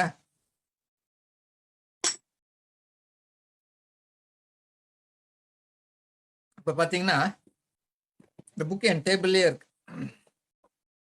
இது 1970 வந்த புஸ்தகம். Left for dead after my heart attack and a failed bypass. வார்த்தைகளை கவனிங்க. After my heart attack and failed bypass I saved my life and beat heart disease without drugs. You can do it too. இது என்னுடைய வாடிக்கையாளர் ஒருத்தர் கொடுத்தாரு, நான் அவரை ready பண்ணதுக்கு அப்புறம். இவர் இப்ப எங்கிட்ட ஒன்று கீழே ஒன்று போட்டிருக்க மாதிரி எங்கிட்ட ஒரு வாடிக்கையாளர் வந்தார் தாய்லாந்துல இருந்து. 7 ஸ்டென்ட்டுங்க, ஒரு $500,000 போச்சு அவருக்கு. அதுல ஒரு bypass. இவ்வளவும் பண்ணி எந்த பிரச்சனை போய் அவர் கார்டியாலஜிஸ்ட பார்த்தாரோ அதே பிரச்சனை 10 வருஷமா இருக்கு. ஒவ்வொரு தடவையும் போனா ஸ்டென்ட்டை போட்டு விட்டுறது, கடைசியில 7 ஸ்டென்ட்டும் போட்டு பைபாஸ் பண்ணி இப்ப என்ன சொல்லிட்டாங்கன்னா, அப்பா இனி நாங்க உன்னை கவனிக்க முடியாது, இதுக்கு மேல நாங்க ஸ்டென்ட்டும் போட முடியாது, இனிமேல் உன்னுடைய உடல்நிலை இருக்கிறத பார்த்து நாங்க பைபாஸும் பண்ண முடியாது, இனி நீ போய் என்ன வேணாலும் பண்ணிக்கோ. இவருக்கு வந்து நாங்க என்ன பண்ணோம்னா, நீங்க இந்த இதுல பாக்குற மாதிரி இந்த 11 ஐட்டம் இருக்கு பாருங்க, இது 11மே உங்க ஹார்ட்டை வந்து சேவ் பண்ணும். அதுல ஃபர்ஸ்ட் என்னன்னா ஆப்பிரிக்கன் பேர்ட்ஸ் ஐ கயன் பெப்பர்னு ஒண்ணு இருக்கு. நம்ம இப்போ மிளகாய் வகையில இது ஒரு வகையான மிளகா. இது ஹலோபேனோ பெப்பருக்கு கொஞ்சம் கீழே, ஏன்னா அதுதான் 300,000 ஹீட் யூனிட்ஸ். நம்ம என்ன பண்றோம்னா, இப்ப இரும்பை உருக்கணும்னா நம்ம என்ன பண்றோம், வெப்பத்தை கூட்டுறோம், இரும்பு உருகுது இல்லைங்களா? அந்த மாதிரி உடம்புக்குள்ள நம்ம இருக்கிற கொழுப்பை கரைக்கணும்னா உடம்புக்குள்ள நம்ம வெப்பத்தை கூட்டணும். அதுக்கு முதல்ல ரொம்ப உபகாரமா இருக்கிறது என்னன்னா ஆப்பிரிக்கன் பேர்ட்ஸ் ஐ கயன்ங்கிறது தான், கயன் பெப்பருங்கிறது தான். 1500 ஹீட் யூனிட். இது நம்ம சாப்பிட்டு நம்ம ரத்தத்துல கலந்தோன்னா என்ன ஆகும்னா, நம்ம இருதயம் நம்ம ரத்த குழாய் வழியில இந்த ஹீட் யூனிட்ஸ் போகும்போது இருக்கிற அடைப்பையெல்லாம் அது போக போக போக போக அது கிளியர் பண்ணிட்டே போகும். அடுத்தது பூண்டு. கொஞ்சம் வருஷத்துக்கு முன்னால நான் மியான்மார் போனப்போ ஒருத்தர் சந்திச்சேன். அவர் சொன்னாரு, எனக்கு வறுமை, என்கிட்ட வந்து எனக்கு பைபாஸ் போகணும்னு டாக்டர் சொன்னாங்க, என்னுடைய பொருளாதார சூழ்நிலையினால நான் போக முடியல. அப்ப நான் ஆராய்ச்சி பண்ணி பார்த்ததுல பூண்டுக்கு வந்து மலை பூண்டுக்கு வந்து கொழுப்பை கரைக்கக்கூடிய ஆற்றல் இருக்குன்னு நான் தெரிஞ்சுக்கிட்டேன். நான் என்ன பண்ணேன்னா, என் மனைவி கிட்ட சொல்லிட்டு நான் போய் ஒரு ரூம்ல தாழ்பால் போட்டுட்டேன். 1 மாசம் கதவு வழியில சோறு கொடுப்பாங்க, 10 அல்லது 12 அப்படியே ஒரு முழு பூண்டை கொடுப்பாங்க. நான் என்ன பண்ணுவேன்னா, பூண்டை உரிச்சு சோத்துக்கு நடுவுல வச்சு அதை முழுங்கிடுவேன். ஏன்னா கடிச்சு பூண்டு சாப்பிடுறது ரொம்ப நல்லதுதான், ஆனா அதை கடிச்சு அந்த காரத்தை வந்து நம்ம பல பேர்னால தாங்கிக்க முடியாது. அவருனாலே தாங்க முடியல. என்ன பண்ணிட்டாருன்னா, பச்சை பூண்டை வெந்த சோத்துக்குள்ள வச்சு உருண்டையாக்கி முழுங்கிடுவாராம். 1 மாசத்துக்கு அப்புறம் போய் டாக்டரை பார்த்திருக்காரு, கொழுப்பே இல்லை, எல்லாம் கரைஞ்சு போச்சுன்றார். பச்சை பூண்டுக்கான. அடுத்தது இஞ்சி. அப்புறம் நம்ம ஊர்ல வல்லாரக்கீரை இருக்கு பாருங்க, அதுவும் வந்து நம்ம சர்க்குலேஷனை கூட்டும். அடுத்தது வெஸ்டர்ன் மெடிசன்ல பாத்தீங்கன்னா ஹார்டான் பெரின்னு ஒன்று வச்சிருக்காங்க, அதுவும் வந்து சர்க்குலேஷனை கூட்டும். சின்ன வெங்காயம் இருக்கு பாருங்க, அதையும் நீங்க பச்சையா பூண்டோட சாப்பிட்டீங்கன்னா அதையும் வந்து உங்க ரத்த நாளங்களை சுத்தப்படுத்தும். அடுத்தது ஜின்செங் நான் ஒண்ணு வச்சிருக்கேன், நம்ம நண்பர் தயார் பண்ணதான் தாய்லாந்துல. 12 வருஷமா வந்து பூமியில இருக்கிற ஒரு ஜின்செங்கை எடுத்து அதை எக்ஸ்ட்ராக்ட் பண்ணி கொடுப்பாங்க. நான் சொன்னேன் இல்லைங்களா, என்னுடைய வாடிக்கையாளர் ஒருத்தர் 7 ஸ்டென்ட் ஒரு பைபாஸ்ன்னு. அவர் இதை எடுத்த உடனே அவருக்கு தெரியும் உடம்புல பிளட் ஃப்ளோ போகிறது. நமக்கு தெரியாது, நல்லா இயங்கிட்டு இருக்கிறவங்களுக்கு, பிரச்சனை உள்ளவங்களுக்கு அவர் அப்பவே உணர்வார். அவர் தாய்லாந்துல இருந்து மாசம் ஒரு தடவை இங்க வந்து என்னை பார்த்து அவர் வாங்கிட்டு போறாரு அவரு. அடுத்தது சைனீஸ் மெடிசன்ல நம்ம ஊர் ஆயுர்வேதா சித்தா மாதிரி டான்ஷான்னு ஒரு செடி இருக்கு, அதுவும் வந்து ரத்தத்தை வந்து ரத்தத்தை வந்து சுத்தப்படுத்தும். ஹார்ட்ல பிளாக் இருந்துச்சுன்னா அது இயற்கையாவே வந்து கிளியர் பண்ணிவிடும். நான் கூட போய் சைனால போய் அந்த ஃபேக்டரி கூட பார்த்துட்டு வந்திருக்கேன். அடுத்து நம்ம ஊர் மஞ்சள்லையும் பாத்தீங்கன்னா நிறைய வெரைட்டி இருக்கு. இப்போ தாய்லாந்துல பாத்தீங்கன்னா கரு மஞ்சள் ஒன்று சொல்லுவாங்க, கருப்பா இருக்கும். இஞ்சியில நீல கலர்ல கூட ஒரு இஞ்சி இருக்கு. இது எல்லாமே நமக்கு ரொம்ப ரொம்ப ரொம்ப நல்லது. அடுத்தது வேலரியன் ஹெர்ப். கடைசியா ஸ்ட்ரோஃபென்தஸ் எக்ஸ்ட்ராக்ட்னு ஒன்று நான் பிரேசில்ல இருந்து கொண்டு வரேன், அது நானே வச்சிருப்பேன், என் டேபிள் பக்கத்துல தான் இருக்கு. ஒருத்தருக்கு அடுத்த நாள் அவருக்கு பைபாஸ் போறாருங்க சிங்கப்பூர்ல, 130 கிலோ. என்கிட்ட வந்தது ஒரு நாளுக்கு முன்னால வந்து ரொம்ப மூச்சு திணறல்னு வந்தார். இதை ஒரு 30 சொட்டு விட்டேன், அவ்வளவுதாங்க. மூச்சு விடாம நான் நடக்க ரொம்ப சிரமப்பட்டவர் சுலபமா நடந்து போனார். எங்கிட்ட வந்து ரொம்ப அதிகமா அதை வாங்கிட்டு போறது ஸ்ட்ரோஃபென்தஸ் எக்ஸ்ட்ராக்ட், பிரேசில்ல இருந்து கொண்டு வருவோம். அது ஒரு செடியில இருந்து தான் எடுக்கிறாங்க அதை. இப்போ கார் என்ஜின் இருக்கு, என்ஜினை வந்து நம்ம ஸ்டார்ட் பண்ணோம்னா என்ன நடக்குதுன்னா பின்னால புகை வருது. ஏன்னா முன்னால என்ஜின் பெட்ரோல் எரியறதுனால பின்னால வந்து புகை வருது. அதே மாதிரி நம்ம ஹார்ட் பாத்தீங்கன்னா நம்ம அம்மா வயிற்றுல இருக்கும் போதே அதை அடிக்க ஆரம்பிச்சிருச்சு. அது நின்றுச்சுன்னா கதை முடிஞ்சிச்சு, நிக்காம அடிச்சுட்டு இருக்கிற வரைக்கும் தான் நம்ம உயிர் வாழ்வோம் இல்லைங்களா? அப்போ அடிச்சுட்டே இருக்கும்போது என்ன நடக்குதுன்னா, அதுல ஒரு கழிவு உற்பத்தி ஆகுது. ஆங்கிலத்துல சொன்னா லாக்டிக் ஆசிட் வேஸ்ட்ன்னு ஒண்ணு. அது என்னன்னா, அது நம்ம இருதயத்தை சுத்தியே சுத்திட்டு இருக்கு. அதுவும் வந்து ஒரு மாரடைப்புக்கு காரணம். இப்ப நாம எல்லாரும் நினைச்சிட்டு இருக்கிறது ரத்த குழாயில அடைப்புனாலதான் மாரடைப்பு வருதுன்னு கிடையாது. இன்னொரு டாக்டரும் அதை ப்ரூவ் பண்ணியிருக்காரு. அதுக்கான புஸ்தகங்கள் இருக்கு. இந்த கழிவு நிறைய சேர்ந்துட்டா ஹார்ட் வந்து அதோட ஃபங்க்ஷன் நின்று போகும். இது என்ன பண்ணுதுங்கன்னா, அந்த கழிவை வந்து வெளியில தள்ளிடுது. அப்பவே அவங்களுக்கு வந்து ரிலீஃப் வந்து பல பேர்த்துக்கு ரிலீஃப் உடனே தெரியுது. இதை நல்லா ஞாபகம் வச்சுக்கங்க. நீங்க வந்து பொருளாதார வசதி இல்ல, நான் வந்து என்னுடைய ஹார்ட்டை குணமாக்கணும்னா, இதுதாங்க இந்த 11 ஐட்டங்களும் நீங்க எடுத்தீங்கன்னா, நான் கேரண்டி பண்றேன், நான் சேலஞ்ச் பண்றேன், உங்களுக்கு வந்து பைபாஸ் போக வேண்டிய அவசியம் இல்லை. அதே மாதிரி இந்த எண்ணெயில பொரிச்சது, இந்த தகாத உணவு, திங்கிற பண்டங்கள் எல்லாம் நிறுத்திட்டு அறுசுவையோட சமைச்சு சாப்பிட்டீங்கன்னா, இந்த பீஸா, பர்கர், இந்த கருமத்தை எல்லாம் ஒழிச்சிருங்க. அதெல்லாம் நம்மளை நாசமாக்குறதுக்குன்னே வந்த சமாச்சாரம் அது. ஒரு காலத்துல இந்தியால எல்லாம் நல்லா தான் இருந்துச்சு. இப்ப மேல்நாட்டு மோகம் வந்து எல்லாம். என்னுடைய நண்பர் ஒருத்தர் சொல்லியிருந்தாரு, டொமினோ பிஸாக்கு அவருடைய இடத்த வாடகை கொடுத்திருந்தாரு மெட்ராஸ்ல. இவர் சொன்னாரு, என்னால இந்த கூட்டமே தாங்க முடியலைங்க, அதுக்கு நான் கீழே பேங்குக்கு வாடகை கூட்டிருந்தேன், இவங்களுக்கு மேல விட்டேன். 50-100 சைக்கிள் டெலிவரி ஆள் வந்து அடைச்சிக்கிறதுனால பேங்க்காரனுக்கே கோபம் வந்து நான் அவனை விரட்டிட்டேனுங்க.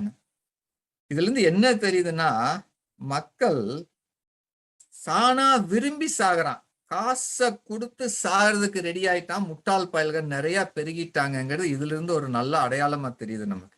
புத்தி உள்ளவ எவனும் அந்த கர்மத்தை மோந்து கூட பார்க்க மாட்டான். அதை நான் நாய்க்கு கூட போட மாட்டேன்னு சொல்லுவேன் கேவலமா என்னுடைய வாடிக்கையாளர்கிட்ட. அந்த கர்மத்தை உள்ள போடுறதுனாலதான் இவனுக்கு சீக்கா வந்து நொந்து நூலா செத்து போறான். இந்த 11 தாரக மருந்துன்னு வச்சுக்கோங்களேன் உங்களுக்கு. அடுத்தது நான் முன்னால சொன்ன மாதிரி RIPCங்கிற டிவைஸ். இது ரெண்டும் இருந்தாலே முக்கால்வாசி பேர் 98% மக்கள் எந்த ப்ரொசீஜருமே இல்லாம அவங்களுடைய பிரச்சனை நல்லாயிரும். இப்போ நான் என்னுடைய கேஸ் ஹிஸ்டரி போன டிசம்பர்ல இருந்து இப்போ அந்த 6 மாசத்துல வந்த கேஸ் ஹிஸ்டரியில மட்டும் நம்ம இப்ப பார்ப்போம். இந்த சொன்ன மாதிரிங்க, இந்த அம்மா ஹாங்காங்ல இருந்து வந்தாங்க. 81 வயசு என்கிட்ட வரும்போது பாத்தீங்கன்னா 7 டிசம்பர் 2021 ரத்தத்துல ட்ரோப்போனின்னு ஒரு பரிசோதனை பண்ணுவாங்க. இந்த ட்ரோப்போனின்னு ஒண்ணு ரத்தத்துல வந்துட்டாலே அவங்களுக்கு மாரடைப்பு அல்லது ஹார்ட் அட்டாக் வந்துருச்சுன்னு அர்த்தம். ஏன்னா ட்ரோப்போனின்ங்கிறது இருதயத்துக்குள்ள மட்டும்தான் இருக்கணும். அது வெளியில வந்துட்டாலே ஹார்ட் அட்டாக் வந்துருச்சுன்னு அர்த்தம். சரியா 30 ஜனவரி 2022 2 மாசத்துக்குள்ள அந்த அவங்களுடைய ரிசல்ட் பாத்தீங்கன்னா அந்த வேல்யூ 22க்கு வந்துருச்சு. வந்ததுனால என்னன்னா அவங்க ஹார்ட் அட்டாக்ல இருந்து நல்லா ஆயிட்டாங்க. அவங்களுக்கு எந்த ப்ரொசீஜருமே பண்ணலைங்க, பைபாஸோ ஸ்டென்டிங்கோ எதுவுமே பண்ணல, நல்லா குணமாயிட்டாங்க. அதனாலதான் அவங்க ரத்த பரிசோதனைகள் கூட பாத்தீங்கன்னா கீழே போட்டிருக்காங்க ஒரு ஹேஷ்டேக் போட்டு, significantly different from last results. 2 மாசத்துக்கு முன்னாலேயும் இப்பவும் ரொம்ப வித்தியாசம்னு அவங்களே போட்டிருக்காங்க மருத்துவர்களை. அடுத்தது இது என்னுடைய 67 வயது ஒரு சீன ஆடவர். காலில் நகம் பார்த்தீங்கன்னா நமக்கு காட்டி கொடுக்கும். ஹார்ட்ல சர்க்குலேட்டரில் ஒரு ப்ராப்ளம்னா லெஃப்ட் நெயில்ல பெரிய கட்டை விரல்ல. இது நான் எடுத்த படம் ஒரு 4 மாசத்துக்கு அப்புறம் எடுத்த படம். அவருக்கு ஆரம்பத்துல இருந்தே பாத்தீங்கன்னா விரல் கீழே இருந்து மேல வரைக்கும் சகப்பா கருப்பா இருக்குமா. அவருடைய குட்டி விரல் காலில் கருப்பாவே இருக்குமா அவர் நினைவு தெரிஞ்ச நாள்ல இருந்து. நான் ப்ரொசீஜர் ஆரம்பிச்சு 4 மாசத்துலயே சின்ன விரல்ல கருப்பானது சுத்தமா போயிருச்சு. பெருவரல்ல பாத்தீங்கன்னா அப்படியே கொஞ்சம் கொஞ்சமா குறைஞ்சி ஒரு 8 மாசத்துல பாத்தீங்கன்னா கீழே உள்ள படத்துல தெளிவா இருக்கு. நீங்க அந்த கால் நகங்களை பாத்தீங்கன்னா கீழே உள்ள படத்துல உள்ளதுக்கும் கீழே உள்ளதுக்குமே பெரிய வித்தியாசம் தெரியும். இன்ன வரைக்கும் நல்லா இருக்காருங்க அவரு. இவருக்கு பிளட்ல ஒரு ஜெனட்டிக் டிஃபெக்ட் கூட இருக்கு இவருக்கு. அடுத்தது இன்னொருத்தர், இவருக்கு வந்துங்க இப்ப 54 வயசு. 2006லயோ 2008லயோவே அவருக்கு வந்து ஹார்ட் அட்டாக் வந்து 2 ஸ்டென்ட் போட்டுட்டாங்க. நான் பொதுவா இந்த ஹார்ட் ப்ராப்ளம்னு வர்றவங்களுக்கு நான் காலில் பார்ப்பேன். நான் காலில் பார்த்தீங்கன்னா நமக்கெல்லாம் முடி நிறைய இருக்கணும். இவங்களுக்கு பார்த்தீங்கன்னா முடியே இல்லாம மொழுன்னு இருக்கும். அப்பவே கேட்பேன், எப்ப இருந்துங்க உங்களுக்கு இந்த மாதிரி ஆச்சுன்னு. எனக்கு ரொம்ப வருஷமா இருக்குமாங்க. பாத்தீங்கன்னா அவருக்கு சரியா 30 நாள்ல அவருக்கு கால்ல மொழு மொழுன்னு இருக்கும் பாருங்க, மேல கீழே புதுசா முடி வளர ஆரம்பிச்சிருச்சு. இப்படி வந்தாலே என்னை பொறுத்த வரைக்கும் மைக்ரோ சர்க்குலேஷன் வேலை செய்யுதுன்னு அர்த்தம். இது வந்துங்க 65 வயசு ஒரு ஆடவர். இவருக்கு பாத்தீங்கன்னா டாக்டர்ஸ் வந்து அவருடைய ரிப்போர்ட் இது. கடைசி இது பாத்தீங்கன்னா என்ன பிளான்னு போட்டிருக்கிறாங்கன்னா, கன்சிடரேஷன் ஃபார் சிஏபிஜி, அப்படின்னா coronary artery bypass craft surgery. சுருக்கமா சொல்ல போனோம்னா பைபாஸ் சர்ஜரி. இவர் என்கிட்ட வந்து சொன்னாரு, பைபாஸுக்கு போனோம்னா நான் டேபிள்லயே செத்து போவேன், நான் அதுக்கு போகவே விரும்பலன்னாரு. சரி, நான் சொல்றதை கடைப்பிடிங்க. 2 வாரம் தானுங்க. இது அவருடைய ரிப்போர்ட் பாருங்க, இவ்வளவு பிளாக் இருக்கு அவருக்கு. அதனாலதான் டாக்டர் மருத்துவர்கள் வந்து அவருக்கு வந்து நீ பைபாஸ் தான் போகணுன்ட்டாங்க. எங்கிட்ட வந்ததுக்கு அப்புறம் 2 வாரத்துல பாருங்க என்ன மெசேஜ் போட்டாருன்னு. 6 மணி நேரம் பிரச்சனை இல்லாம நடக்க முடியுதான். நான் அடுத்த நாள் 10 மணி நேரம் அவர் நடக்கிறாராம். 14 கிலோமீட்டர் அவரால் சைக்கிள் ஓட்ட முடியுதான். இதெல்லாம் பாருங்க 2 வாரத்துல நடந்தது இது. அடுத்தது பாத்தீங்கன்னா இதுதாங்க, இவருக்கு பாத்தீங்கன்னா கால்ல பாருங்க, மேல உள்ள 2 கால்லையும் கொஞ்சம் முழங்கால கீழே கொஞ்சம் தான் முடி இருக்கு, அதுக்கப்புறம் பூரா மொழு மொழுன்னு ஆயிடுச்சு. அப்ப என்னன்னா பாதத்துல இருந்து முடி அப்படியே விழுந்துகிட்டே போகும் மேல வரைக்கும். இப்ப பாத்தீங்கன்னா கீழே தெரியும், கீழே உள்ள படம் க்ளோஸ் அப்பா எடுத்தது. கீழே இப்படி அப்படியே மொழு மொழுன்னு இருக்கு, முட்டிக்கு கொஞ்சம் கீழே மட்டும்தான் முடி இருக்கு. இப்படி வந்தாலே அவங்களுக்கு வந்து பிரச்சனை இருக்குன்னு அர்த்தம். இது 10 வருஷம் ஆனாலும் எவ்வளவு காலம் ஆனாலும் ஆகலாம் அந்த இருதய நோய்ங்கிறதுக்கு வர்றதுக்கு. இதெல்லாம் முன்னாலேயே வர அறிகுறிகள். இப்படி வந்தாலே நம்ம வந்து கவனமா இருந்துக்கணும். இது என்னுடைய 74 வயசு வாடிக்கையாளருங்க. எங்கிட்ட வர்றவங்களுக்கு என்ன நடக்குன்னா, ஃபர்ஸ்ட் பிபி வந்து பயங்கரமா குறையுங்க. நார்மலா வந்து பிபி வந்து குறைஞ்சு அவங்க மருந்து நிறுத்தக்கூடிய அளவுக்கு ரொம்ப விரைவில் போயிடுவாங்க. இதான் நான் சொல்ற மெஷின் அந்த அம்மா வாங்கி வீட்டுல யூஸ் பண்றாங்க. அதனுடைய இது ப்ரொசீஜர் இது பாருங்க. ஒரே நாள் போய் வாங்கிட்டு போய் உபயோகப்படுத்துறாங்க. அவங்களுடைய பிபி எப்பவுமே 160 பக்கம் இருக்கும். 74 வயசுல ஒரே செஷன்ல 128 வந்துருச்சு. ஆனா அது திரும்பவும் ஒரு 4 மாசத்துக்கு அப்புறம் தான் அது வந்து குறைஞ்சு வரும். பட் இது என்ன ப்ரூஃப்னா, உடனே வேலை செய்யுதுன்னு அர்த்தம். அவங்க ரத்த குழாய்கள்லாம் விரிய ஆரம்பிக்குது. போக போக போக படிப்படியா சரியாயிரும். அடுத்தது பாத்தீங்கன்னா இன்னொருத்தர் மேல உள்ள படம் லெஃப்ட் சைடு வந்து டயபெட்டிக் வந்துடும். நான் முன்னாலேயே சொன்ன மாதிரி முழு முழுன்னு இருக்கும் காலு. இது பாத்தீங்கன்னா இன்னொருத்தருக்கு பாருங்க, நான் லெஃப்ட் சைட்ல சொன்ன மாதிரி நகத்துல வந்து இந்த மாதிரி கருப்பா வந்தாலே கால் நகத்துல இருதய நோய் வர ஆரம்பிச்சுன்னு அர்த்தம். இவரும் அப்படித்தான், ஒரே மாசத்துல வந்து நான் கொடுத்த உணவெல்லாம் எடுத்து காலில் திரும்ப முடி வர ஆரம்பிச்சிருச்சுன்னு ஒரு மெசேஜ் போட்டார். அதனுடைய ஆதாரம் தான் இது. இதுதாங்க சுருக்கமா நான் சொல்றது. நீங்க எல்லாரும் உடம்பு நல்லா இருக்கணும்னா சர்க்குலேட்டரி சிஸ்டம் தான் ஃபர்ஸ்ட் போட்டேன், அது நல்லா இருக்கணும். அது நல்லா இருந்து எண்டோக்ரைன் கிளாண்ட் நல்லா இருந்து நர்வஸ் சிஸ்டம் நல்லா இருந்து தோல் நல்லா இருந்தா மஸ்குலர் ஸ்கெலிட்டன் நல்லா இருந்துச்சுன்னா டைஜஸ்டிவ் எண்டோக்ரைன் ரீனல் சிஸ்டம் நாம நல்லா இருப்போம். ஆனா இன்னைக்கு எப்படி நடக்குதுன்னா, நம்ம மக்கள் யாரும் நோய் வராம இருக்கிறதுல காசு போடுறதில்ல. நோய் வந்ததுக்கு அப்புறம் லட்சக்கணக்கில் கோடிக்கணக்கில் செலவு பண்ணக்கூடிய மக்கள் தான் இருக்காங்க. அதனாலதான் நான் சொல்றது, இன்றைய கல்வியானது மக்களுடைய அறிவையும் ஆற்றலையும் சிந்திக்கக்கூடிய ஆற்றலையும் தூண்டுறதில்லை, அடிமையா வச்சிருக்கு என்னுடைய கல்வி. அதனால அது ரொம்ப கேடுகட்ட கல்வின்னு தான் நான் சொல்லுவேன். நான் எல்லாரும் வந்து நகை அது இதுன்னு காசை போட்டு வீணாக்கிட்டு உடம்பும் உயிரும் கெட்டதுக்கு அப்புறம் தான், கண்ணு கெட்டதுக்கு அப்புறம் தான் சூரிய நமஸ்காரங்கிற மாதிரி விழிப்படைகிறாங்க. இனிமேலாவது இவ்வளவு நேரம் நான் பேசியிருக்கேன், எவ்வளவு நேரம் ஆச்சுன்னு கூட நான் பார்க்கல, ஏறக்குறைய 1 மணி நேரம் பேசியிருக்கேன். ஏதோ உங்களுக்கு இது மூலமா கொஞ்சம் விழிப்புணர்வு வந்திருக்கும் நான் நம்புறேன். இது வரைக்கும் எனக்கு வாய்ப்பு கொடுத்து இவ்வளவு நேரமாயும் பொறுமையா கேட்ட உங்கள் அனைவருக்கும் மிக்க நன்றி. இப்ப ஏதாவது கேள்வி இருந்தா சொல்லுங்க, என்னால முடிஞ்ச அளவு நான் பதில் சொல்றேன்.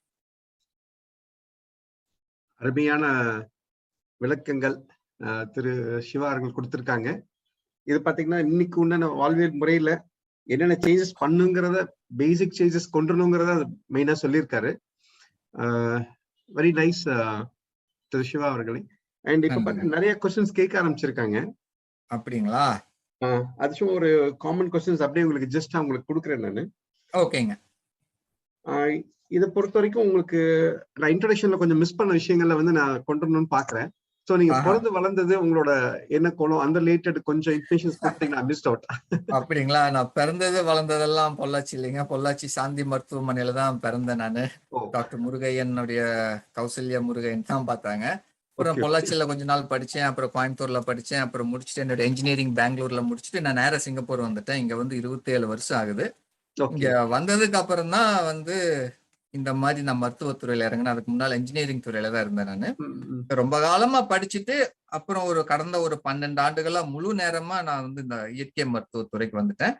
இது இயற்கை மருத்துவம்னா கூட இது நானா உருவாக்குன மெத்தட். வேற யாரும் என் மெத்தட்ல பண்றது கிடையாது இது வரைக்கும். ஓகே. இல்ல அத உங்களுக்கு எதுல இப்ப இதுல எப்படி ஆர்வம் வந்தது அப்படிங்கிற மாதிரி, அல்லது வேற ஒரு தூண்டுகோல் ஏதாவது ஒரு சம்பவம் உங்களுக்கு சூழ்நிலையினால மாறினது அந்த மாதிரி எஃபெக்ட் இருக்குங்களா?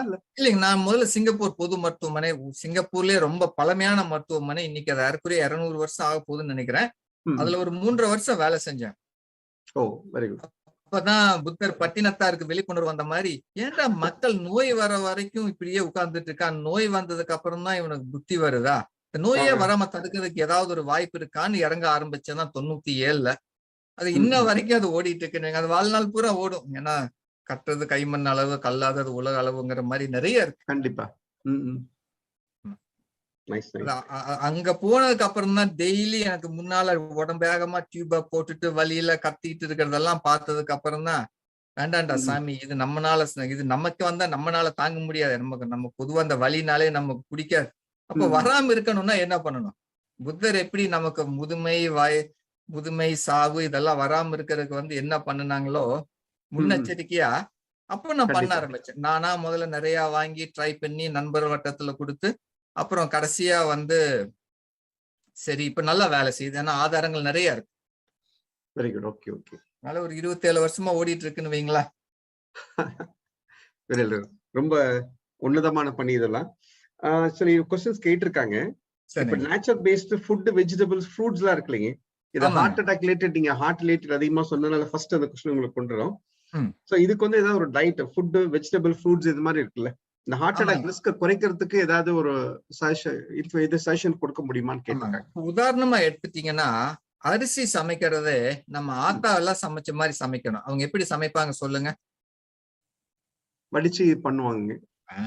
அங்கதாங்க இருக்கு விஷயமே இருக்கு. எப்ப இந்த பாலா போன பிரஷர் குக்கர், ரைஸ் குக்கர் வந்துச்சோ அன்னைக்கே நம்ம உடம்பு நாசமா போச்சு. ஸ்டார்ச் வடிக்கும் போதுதான் எக்ஸஸ் கலோரி வெளியில போயிருது. அப்போ நமக்கு அது ஒரு அரிசியிலேயே நான் வந்து என் வாடிக்கையாளர் கொடுக்கறது சீரக சம்பா அரிசி மட்டும்தான் கொடுக்குறேன். நான் வேற எதுவும் கொடுக்கறது இல்லை. சீரக சம்பா, மாப்பிள்ளை சம்பா, கருங்குரவை இதுல மட்டும்தான் நான் பண்ணி கொடுப்பேன். இத கஞ்சி வடிச்சு சாப்பிடும் போது என்னங்கன்னா உடம்பு நல்லா இயங்குதுங்க. மலமே கழிக்க முடியாதவங்களுக்கு தன்னால போகுது. அதனால முதல்ல இந்த வந்து பிரஷர் குக்கர்ல வச்சு இந்த சோறு சாப்பிடுறத முதல்ல நிறுத்துங்க. அதுதான் வந்து நமக்கு ஒரு மிகப்பெரிய பிரச்சனைனா அதுலதான் ஆரம்பிக்குது. என்ன கேட்டீங்கன்னா இல்ல சில இன்னொருத்தர் என்ன கேட்டிருக்காங்க அப்படின்னா, ஒரு செஸ்ட் பெயின் மாதிரி உங்களுக்கு கண்டினியூஸா மாச கணக்குல வந்துட்டு இருக்கு. அந்த மாதிரி ரிலேட்டட் பிரிவென்ஷன் மாதிரி ஏதாவது கொண்டு போலாமா? ஆமா, அதுக்கு பேரு ஸ்டேபிள் ஆன்ஜைனான்னு பேருங்க. அதுக்கு அவங்க என்ன பண்ணலாம்னா, டாக்டர் கேட்வெல் எஸ்எல்ஸ்டினுடைய வீடியோ யூடியூப்ல நிறைய இருக்கு. Okay okay. அதாவது வெறும் காய்கறிகள் மட்டும்தான். காய்கறிகள் பல வகைகள் தான் நிறைய எடுக்கணும். இந்த கோதுமை அரிசியை சுத்தமா தவிர்த்தணும். Okay okay. அப்படி பண்ணினாலே பாருங்க உடனே வேலை செய்யுங்க. 2 வாரத்திலேயே அவங்களுக்கு வித்தியாசம் தெரியும். நான் சொன்ன மாதிரி இந்த நீங்க ரெக்கார்ட் பண்ணிருப்பீங்க, பின்னால அதை வந்து ஆன்லைன்ல போட்டீங்கன்னா அந்த 11 வகையான உணவு நான் அதுல போட்டிருக்கேன். Very good. ஓகே. அவங்க அதை பார்த்தாலே போதும். அதை கடைபிடிச்சல வேலை எல்லாமே முக்கால்வாசி கிடைக்கும் இந்தியால. கண்டிப்பா கண்டிப்பாங்க. சோத்தை மட்டும் குக்கர்ல வைக்காதீங்க. அதுதான் ரொம்ப முக்கியமான விஷயம். கஞ்சி நானே இங்க கஞ்சி வடிச்சுதான் சோறு கொடுக்குறேன். அப்புறம் ஊர்ல ஏன் பண்ண மாட்டேங்கிறாங்க? அவ்வளவு தூரத்துல வந்து 3000 கிலோமீட்டருக்கு அப்புறம் வந்து நம்ம ஆத்தா செஞ்ச மாதிரி செஞ்சு கொடுத்துட்டு இருக்கேன். ஊர்ல இருக்கிறவங்களுக்கு ஏன் முடியறது இல்லை? எப்ப பார்த்தாலும் இந்த தொல்லைக்காட்சியிலேயே போட்டு அவங்க வாழ்க்கையை வீணா போறதுனால நான் சொல்லுவேன், எப்ப மனுஷங்களுக்கு உடம்பு கெட்டுதுன்னா மார்ச்சுவரியில என்னங்க வைப்பாங்க? செத்த பணத்தை வைப்பாங்க மார்ச்சுவரியில. இந்த நம்ம வீட்லயே ஒரு மார்ச்சுவரியை கொண்டு வந்து வச்சாங்க பாருங்க, என்னன்னு சொல்லுங்க பாப்போம். ஃப்ரிட்ஜ் தாங்க. வேற ஆமா, என்ன? நேத்து வச்ச சாம்பாரு, போன வாரம் வச்ச சாம்பாரு, போன வருஷம் வச்ச உணவு. இந்த ஃபாஸ்ட் ஃபுட்னு சொல்றதே பல வருஷத்துக்கு முன்னால ஃப்ரோசனா பண்ணி வச்சது தானே. கண்டிப்பாங்க. அப்ப அதை சாப்பிட்டா சாக வேண்டியதுதான். ம், ம், ம். இதுல என்ன பெரிய விஞ்ஞான அறிவே வேண்டியதுல, பொது அறிவே போதுமே இருக்கு. Okay, okay. இன்னொருத்தர் சிவான்னு சொல்லிட்டு கேட்டிருக்காங்க. சரிங்க. செஸ்ட் பெயின் வருது, பட் எல்லா டெஸ்டும் நார்மலா இருக்கு எக்ஸெப்ட் கொலஸ்ட்ரால் மட்டும். சோ ஃபியூச்சர்ல ஹார்ட். கொலஸ்ட்ரால பத்தி கவலையே பட வேண்டாங்க. சரியான உணவு சாப்பிட்டோம்னா, நீங்க ஆன்லைன்ல தேடி பாருங்க. கொலஸ்ட்ரால பத்தி அது அதாவதுங்க, அது எப்படி ஆரம்பிச்சாங்கன்னா, போட்டிங்கர் ஸ்டடின்னு ஒண்ணு இருக்கு.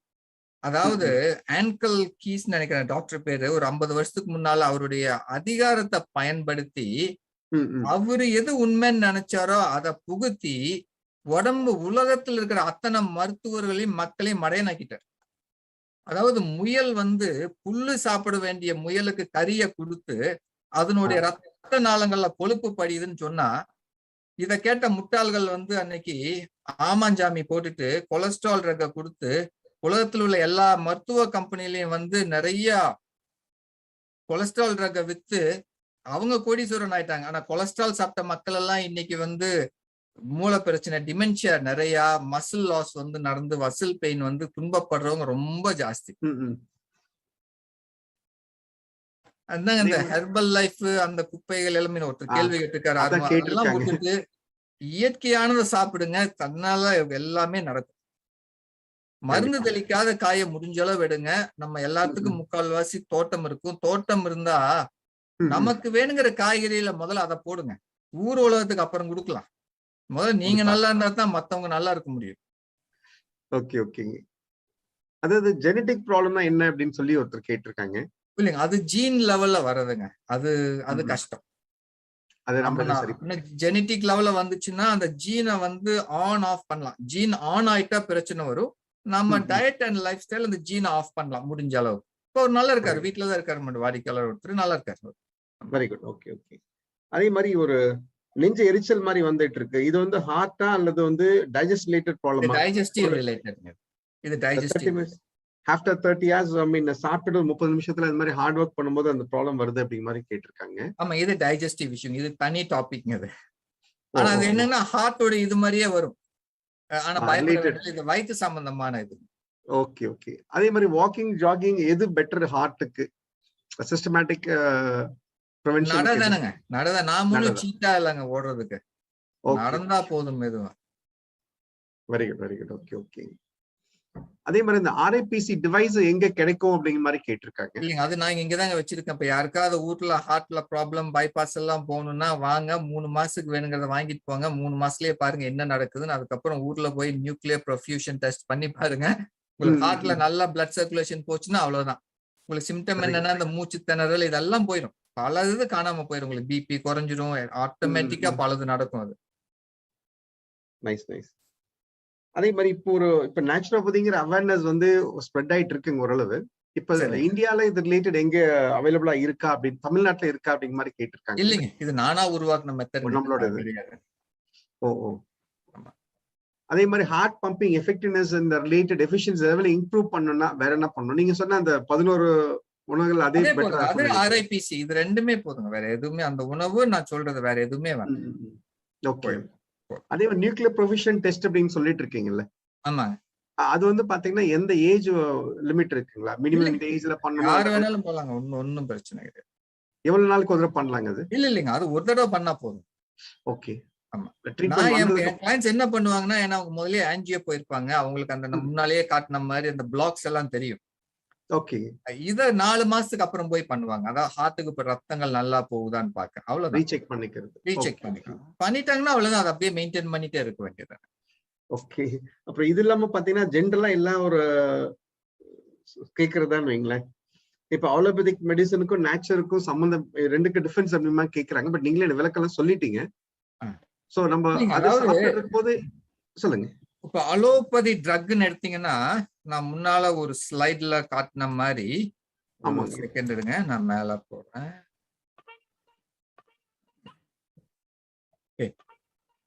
இத பார்க்கணும். முதல்ல இதுல பாத்தீங்கன்னா எல்லா ட்ரக்குமே, இப்ப பிபி ட்ரக் எடுத்துக்குவோமே, 4 கேட்டகரியில வருங்க முன்னால. இப்ப கொஞ்சம் கூட கேட்டகரியில வருது. ABCDம்பாங்க. ஏஸ்னா ஏஸ் இன்ஹிபிட்டர், பினா பீட்டா பிளாக்கர், சினா கால்சியம் சேனல் பிளாக்கர், டினா டயூரிக்ஸ்.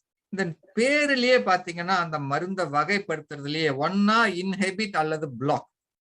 அதாவது இயற்கையில நடக்கிற ப்ராசஸ இவங்க மேனிப்புலேட் பண்றாங்க ட்ரக்கை வச்சு. Okay okay. இன்னைக்கு ஏன் இயற்கை மருத்துவம் பின்தங்கி இருக்குன்னா, இயற்கை மருத்துவத்துக்கு நீங்க காப்புரிமை வாங்க முடியாது. செயற்கையான இயற்கையில இருந்து முதல்ல கத்துக்கிட்டு என்ன பண்றாங்கன்னா, இவங்க எல்லாம் செயற்கையா பண்றாங்க காசுக்காக. இன்னைக்கு மருத்துவ தொழில் ரொம்ப கேவலமா போச்சுன்னு வைங்க. நான் சில சமயம் சொல்லுவேன், விபச்சாரிகளுக்கு கூட நம்பலாம், இப்ப சில சமயம் இந்த மருத்துவ தொழிலை நம்ப முடியாது.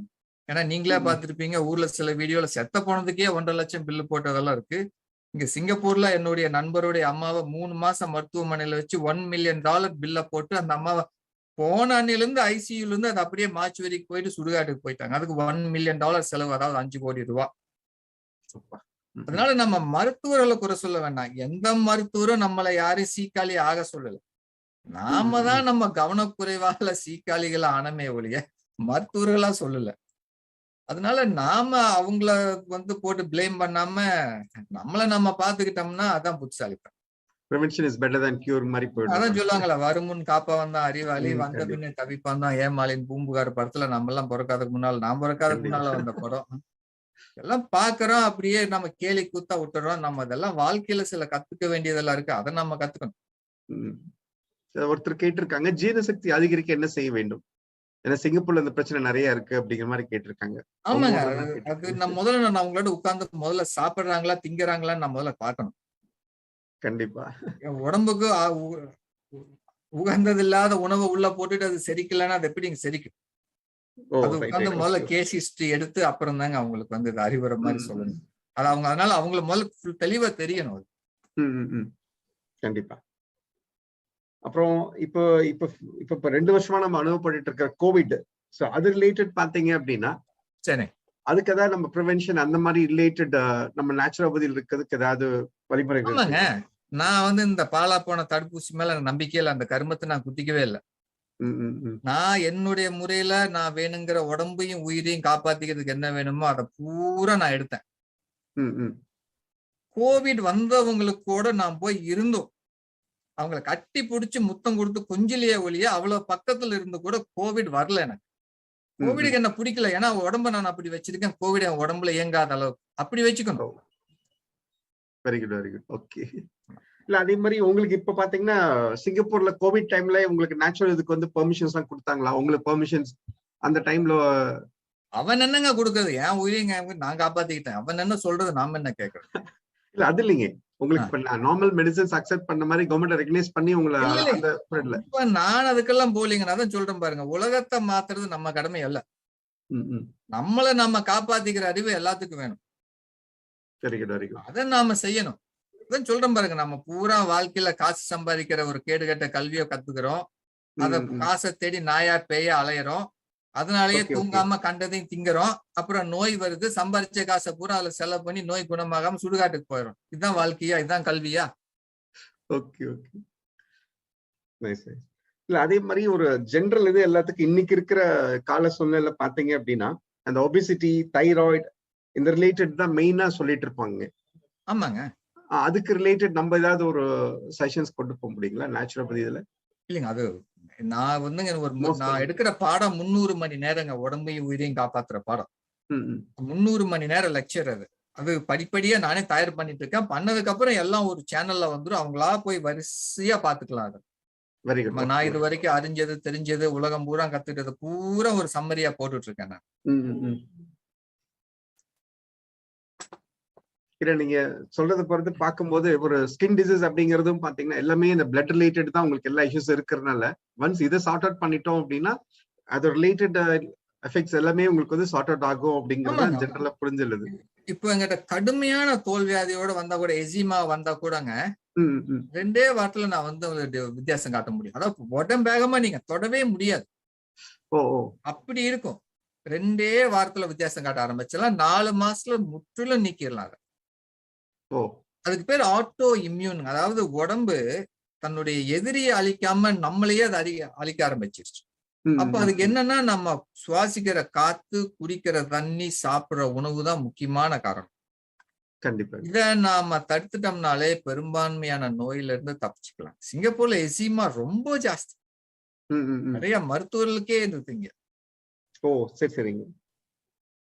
இல்ல அதே மாதிரி இப்போ எண்ணெய்கள் பாத்தீங்கன்னா நம்ம தேங்காய் எண்ணெய் சொல்லுவாங்க, நல்லெண்ணெய். சோ அது ஒரு வாழ்க்கை முறை மாத்திக்கிட்டோம்னாவே டிஃபரன்ஸ் காமிக்கும் அப்படிங்கிற மாதிரி நிறைய செஷன்ஸ் கொடுத்துட்டு இருக்காங்க.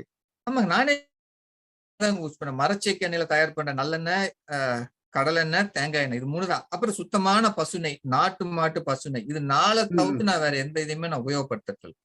அது ரொம்ப கம்மியா, ரொம்ப ரொம்ப ரொம்ப கம்மியா, அவ்வளவுதான். அதாவதுங்க இப்போ நான் அந்த டாக்டர் கேட்வெல் எசல்ஸ்டீன் டாக்டர் இங்க கூட்டிட்டு வெஜிடேரியன் சொசைட்டி மூலமா கூட்டிட்டு வந்து இங்க பேச்சு நடத்தினப்போ, அப்போ அந்த சமய சுகாதார அமைச்சர் பேரு டாக்டர் கோபுன்வாங், அவரு மினிஸ்டர். அவர் அப்பதான் பைபாஸ் முடிச்சிருக்காரு. அப்போ இவரோட ஒரு வந்து தனியா பேசிட்டு 1 மணி நேரம் கழிச்சு வந்து வெஜிடேரியன் சொசைட்டி ஏன் நீங்க வந்து 0 ஆயில் குக்கு ஒண்ணு உருவாக்க கூடாது, ஆயிலே இல்லாம எண்ணெயே இல்லாம எப்படி சமைக்கிறது, நாங்க பப்ளிஷ் பண்ண ஒரு புக் இங்க சிங்கப்பூர்ல.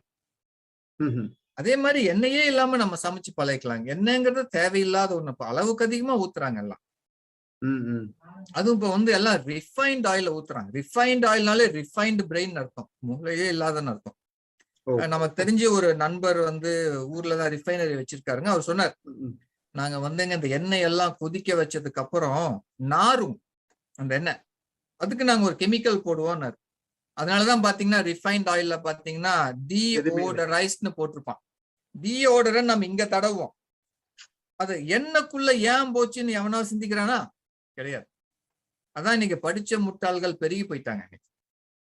கண்டிப்பா. இல்ல இது ஒண்ணு பாத்தீங்கன்னா காமனா இருக்கிறது பாத்தீங்கன்னா அந்த கேன்சர் அப்படிங்கறது இன்னைக்கு கொஞ்சம் அதிக ப்ரெவலன்ட்ங்க. அது பிளஸ் இன்ஃபர்டிலிட்டி. சோ இன்னைக்கு இருக்க தலைமுறை ரெண்டுக்கும் அதுக்கு ரிலேட்டட் நம்ம ஏதாவது ஒரு சஜஷன்ஸ் அந்த மாதிரி. ரொம்ப ஈஸிங்க, இதெல்லாம் ஒரு சாதாரண விஷயம். இது நான் ஒரு தனியாவே ஒரு டாபிக் எடுத்து பேசணும். அத கண்டிப்பா. Okay okay. ரொம்ப சாதாரண விஷயங்க இது. இன்னைக்கு இன்ஃபர்டிலிட்டினால பல குடும்பங்கள் நாசமா போகுதுன்னு கேள்விப்பட்டேன் நான். சொன்னாங்க ஊர்ல இருந்து ஒரு டாக்டர் கூட சொன்னாரு. ரொம்ப சாதாரண அற்ப விஷயம் இதெல்லாம் ரெடி பண்றது. அதுதான் இன்னைக்கு மேஜர் பிரச்சனையெல்லாம் போயிட்டு இருக்கு. ரொம்ப சாதாரண விஷயம், பெரிய அதாவது உடம்புல வந்து பிசிக்கலா டிஃபால்ட் இல்லாம இருந்துச்சுன்னா போதும். பிசிக்கலா டிஃபால்ட்னா அப்ப சில மருத்துவ முறையில ஏதாவது பண்ணணும். அது இல்லாம எல்லாமே நல்லா இருக்கு ஆனா குழந்தை பெத்துக்க முடியலன்னா அது ரொம்ப ஈஸி ரெடி பண்ண. டயாலிசிஸ் இருந்து விடுபட முடியுமா அப்படின்னு சொல்லி கேட்டிருக்காங்க. டயாலிசிஸ்ல இருந்துங்களா? நீங்க சொல்லியிருந்தீங்க இனி செஷன் ஸ்பெசிஃபிக்கா கேட்டதனால. முதல் 1 வருஷத்துக்குள்ளனா கொஞ்சம் முயற்சி பண்ணலாங்க. அதுக்கப்புறம்னா கஷ்டம். ஏன்னா கிட்னி பிசிக்கலா சுருங்க ஆரம்பிச்சிடும். அப்புறம் கஷ்டம். நரகம்னா அதுதான் உலகத்துல இன்னைக்கு, வேற எதுவும் கிடையாது. ஏன்னா என்னுடைய clinic dialysis Singapore national kidney foundation சொல்லக்கூடிய இதுக்கு அடுத்த கட்டடம் இந்த தினம் பாக்குறது. அப்புறம் நிறைய நீங்க உங்க எக்யூப்மெண்ட்ஸ் பத்தி நிறைய சொல்லிட்டு இருக்கு. அதுக்கு இன்னும் கொஞ்சம் விளக்கம் கொடுக்க முடியுங்களா? இப்ப நீங்க சவுண்ட் தெரப்பி, லைட் அந்த மாதிரிலாம் சொல்லிட்டு இருந்தீங்க. அது 15 வகையான மிஷின் இருக்குங்க. அது தனியா ஒரு செஷனே போடணுங்க. அது இல்ல ஒரு அவுட்லைன் எது மாதிரி பண்ணலாம், சவுண்ட் தெரப்பி, லைட் தெரப்பி அந்த மாதிரி பண்ணலாம் அப்படிங்கிற மாதிரி ஒரு சஜஷன்ஸ் கொடுக்கலாம். இல்லைங்க, பெரிய டாபிக். இத ஒரு வரியில என்னால முடியாது. இல்ல நீங்க எது ஃபாலோ பண்றீங்கன்னு தெரிஞ்சா கூட எல்லாத்துக்கும் யூஸ்ஃபுல்லா இருக்கும் பின்னாடி உங்களுக்கு. நிறைய அது 15-16 வகையான பிராண்ட் இருக்குங்க. அது ஐட்டம்ஸ் இருக்கு. அது தனி டாபிக்கா வைக்கணுங்க. வந்து பார்க்கணும், சொன்னா கூட விளங்காது. அது நிறைய பேருக்கு தெரியாதுங்க. வந்து பார்த்தா தானுங்க தெரியும். அந்த லைட் தெரப்பினா ஒரு எஃபெக்ட் இருக்கும், உங்களுக்கு ஆட்டோமேட்டிக்கா எனர்ஜிக் சவுண்ட் ரிலேட்டட் பேஸ் உங்களுக்கு ட்ரீட்மெண்ட் கொடுக்க முடியும். இதெல்லாம் கேள்விப்பட்டேன். ஆமாமா, நிறைய இருக்கு, நிறைய இருக்கு. Nice nice. இது இல்லாம அப்புறம் இன்னொன்னு, இந்த மிஷின் வந்து நம்ம ஓன் மிஷின் வீட்டுல யூஸ் பண்ணிக்கிற மாதிரி நீங்க டீல்ஸ் கொடுத்துட்டு இருந்தீங்க உங்க ஸ்பீச்ல. ஆமாங்க, RIPC ஒண்ணு போதுங்க, 1 லட்சம் ரூபாய் தாங்க. இந்த ECP போனா கூட நீங்க 1 லட்சம் கொடுத்து ஒரு ஆள் தான் யூஸ் பண்ண முடியும். அது ஒரு தடவை அந்த 35 செஷனுக்கு. இது வாங்கிட்டா குடும்பமே உபயோகப்படுத்தலாம். இதே 1 லட்சம் ரூபாய்க்கு குடும்பமே உபயோகப்படுத்தலாம். மூட்டு வலியில இருந்து பல பிரச்சனைகளை தீர்க்கலாம். நான் முன்னால சொன்ன மாதிரி எவ்வளவோ பிரச்சனைகளை தீர்க்கலாம். சரி, ஒரு நிமிஷம், வேற ஏதாவது கேள்விகள் இருக்கான்னு பார்க்கலாம். நிறைய ஜெனரல் நல்ல ரெஸ்பான்ஸ் எல்லாம் நம்மளுக்கு எக்ஸலென்ட் இது சொல்லி ஃபீட்பேக் கொடுத்துட்டு இருக்காங்க. ஓ சரிங்க, நைஸ் நைஸ். ஓகே, இல்ல how to purchase RFCP machine கேட்டிருக்காங்க. இல்லைங்க, அது அது சிங்கப்பூர் வரணுங்க அது. ஓ, அந்த இப்பதான் அந்த ஒருத்தர் கூட ஊருக்கு அனுப்பிச்சு வச்சேன் ஒண்ணு. ஆமாங்க. ஓ, சரிங்க. இங்க அதாவது வரணுங்க அது. நீங்க towards வந்தாங்கன்னா கத்து கொடுத்துருவோம். ஒண்ணும் பெரிய விஷயமே இல்லைங்க. நீங்க அது கூட பண்ணலாம். ட்ரைனிங் நம்ம கொடுக்கலாம்.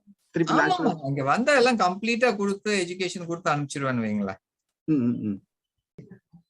ரொம்ப உங்க டைம் எங்களுக்காக ஸ்பேர் பண்ணி கொங்கு சொந்தங்கள் ஆல் ஓவர் இருக்க வேர்ல்ட் எல்லாத்துக்கும் ஒரு அவேர்னஸ் கிரியேட் பண்ணதுக்கு மிக்க நன்றி திரு சிவா அவர்களே.